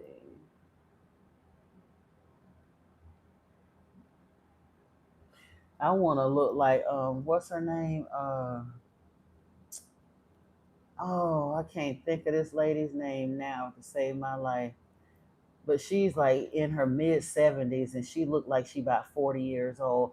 And one of the things it's on the tip of my tongue. It'll come. Um, One of the things I love about her story though She didn't get into fitness until she was like 50. And I think she was about 250, 260 pounds. What she did, she went through a bad breakup and all the rest of that. But in trying to, I think her therapist had recommended her to take some of her aggressions out in the gym. And she got with a trainer and some more stuff. And by the time she finished, she looks incredible. Oh, you said you're going to head to conscious rest. Love it. If anything changes in the WhatsApp group about topics, of course, we'll try to post there. Like I said, I need to get going too before too much longer. Cause tomorrow I got live tarot in the morning. I gotta find some way. I may have to redo that schedule. Or I will still be on tomorrow, but I'm not gonna stay on as long as I have been because I need to start looking at getting myself set up for um well, I need to post some stuff on Instagram, but I also gotta get set up for TikTok. Have a beautiful rest of your evening, Dika, and we'll catch up with you later for sure. The new earth is happening, sure enough. And now, like I said, got to get ready. Hey again, CC. Yep, yep. Yeah, that's why I said I'm gonna have to.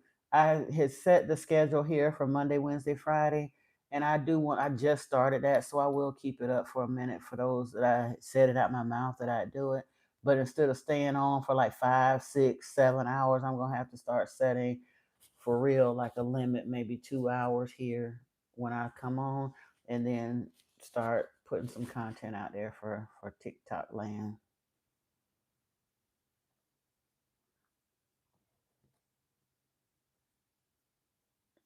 And then I may drop down to maybe an hour and a half, maybe even an hour. I don't know. It just depends on how TikTok go. Cause like you say, the ones that really want to see me, I'll announce to them where they can find me. If they really want to find me, they'll download the app and come over there. But I gotta go where the money is for tarot readers, and like you say, if that's where it's popping, that's where I need to go. Cause I did notice the late night sessions, there are some readers that are on there.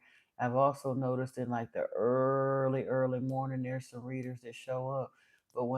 But I've also noticed most of what shows up in the early morning sessions are people from other countries. They come in screaming, demanding, wanting answers, but those girls ain't getting no money.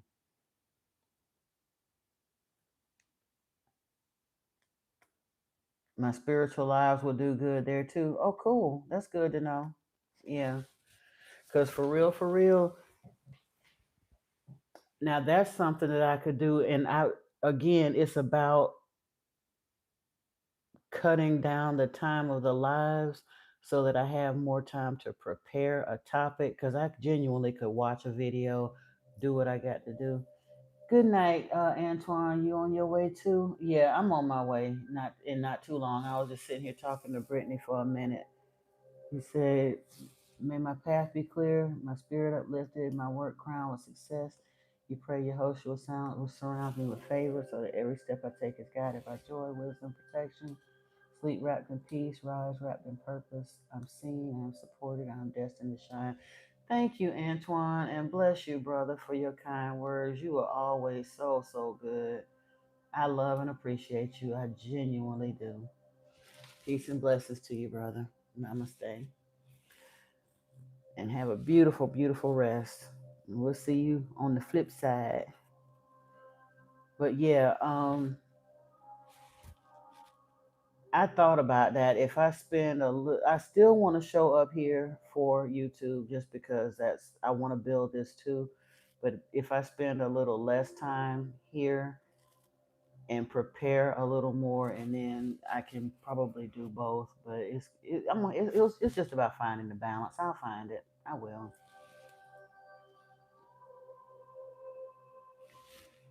You said every tarot you used to watch, they have to close the list because there's too many people. Wow. Okay.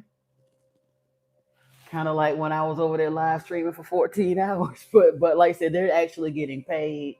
I was over here doing it for free. Yeah, I'm gonna go ahead on and pack it in tonight too.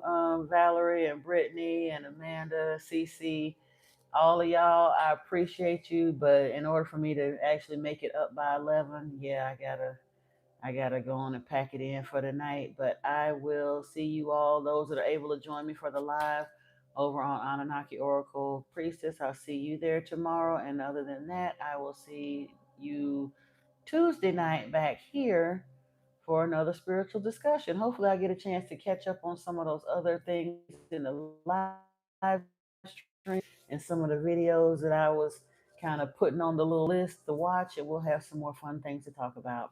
I'll talk to you later. Have a beautiful rest of your evening. I love you all. Namaste.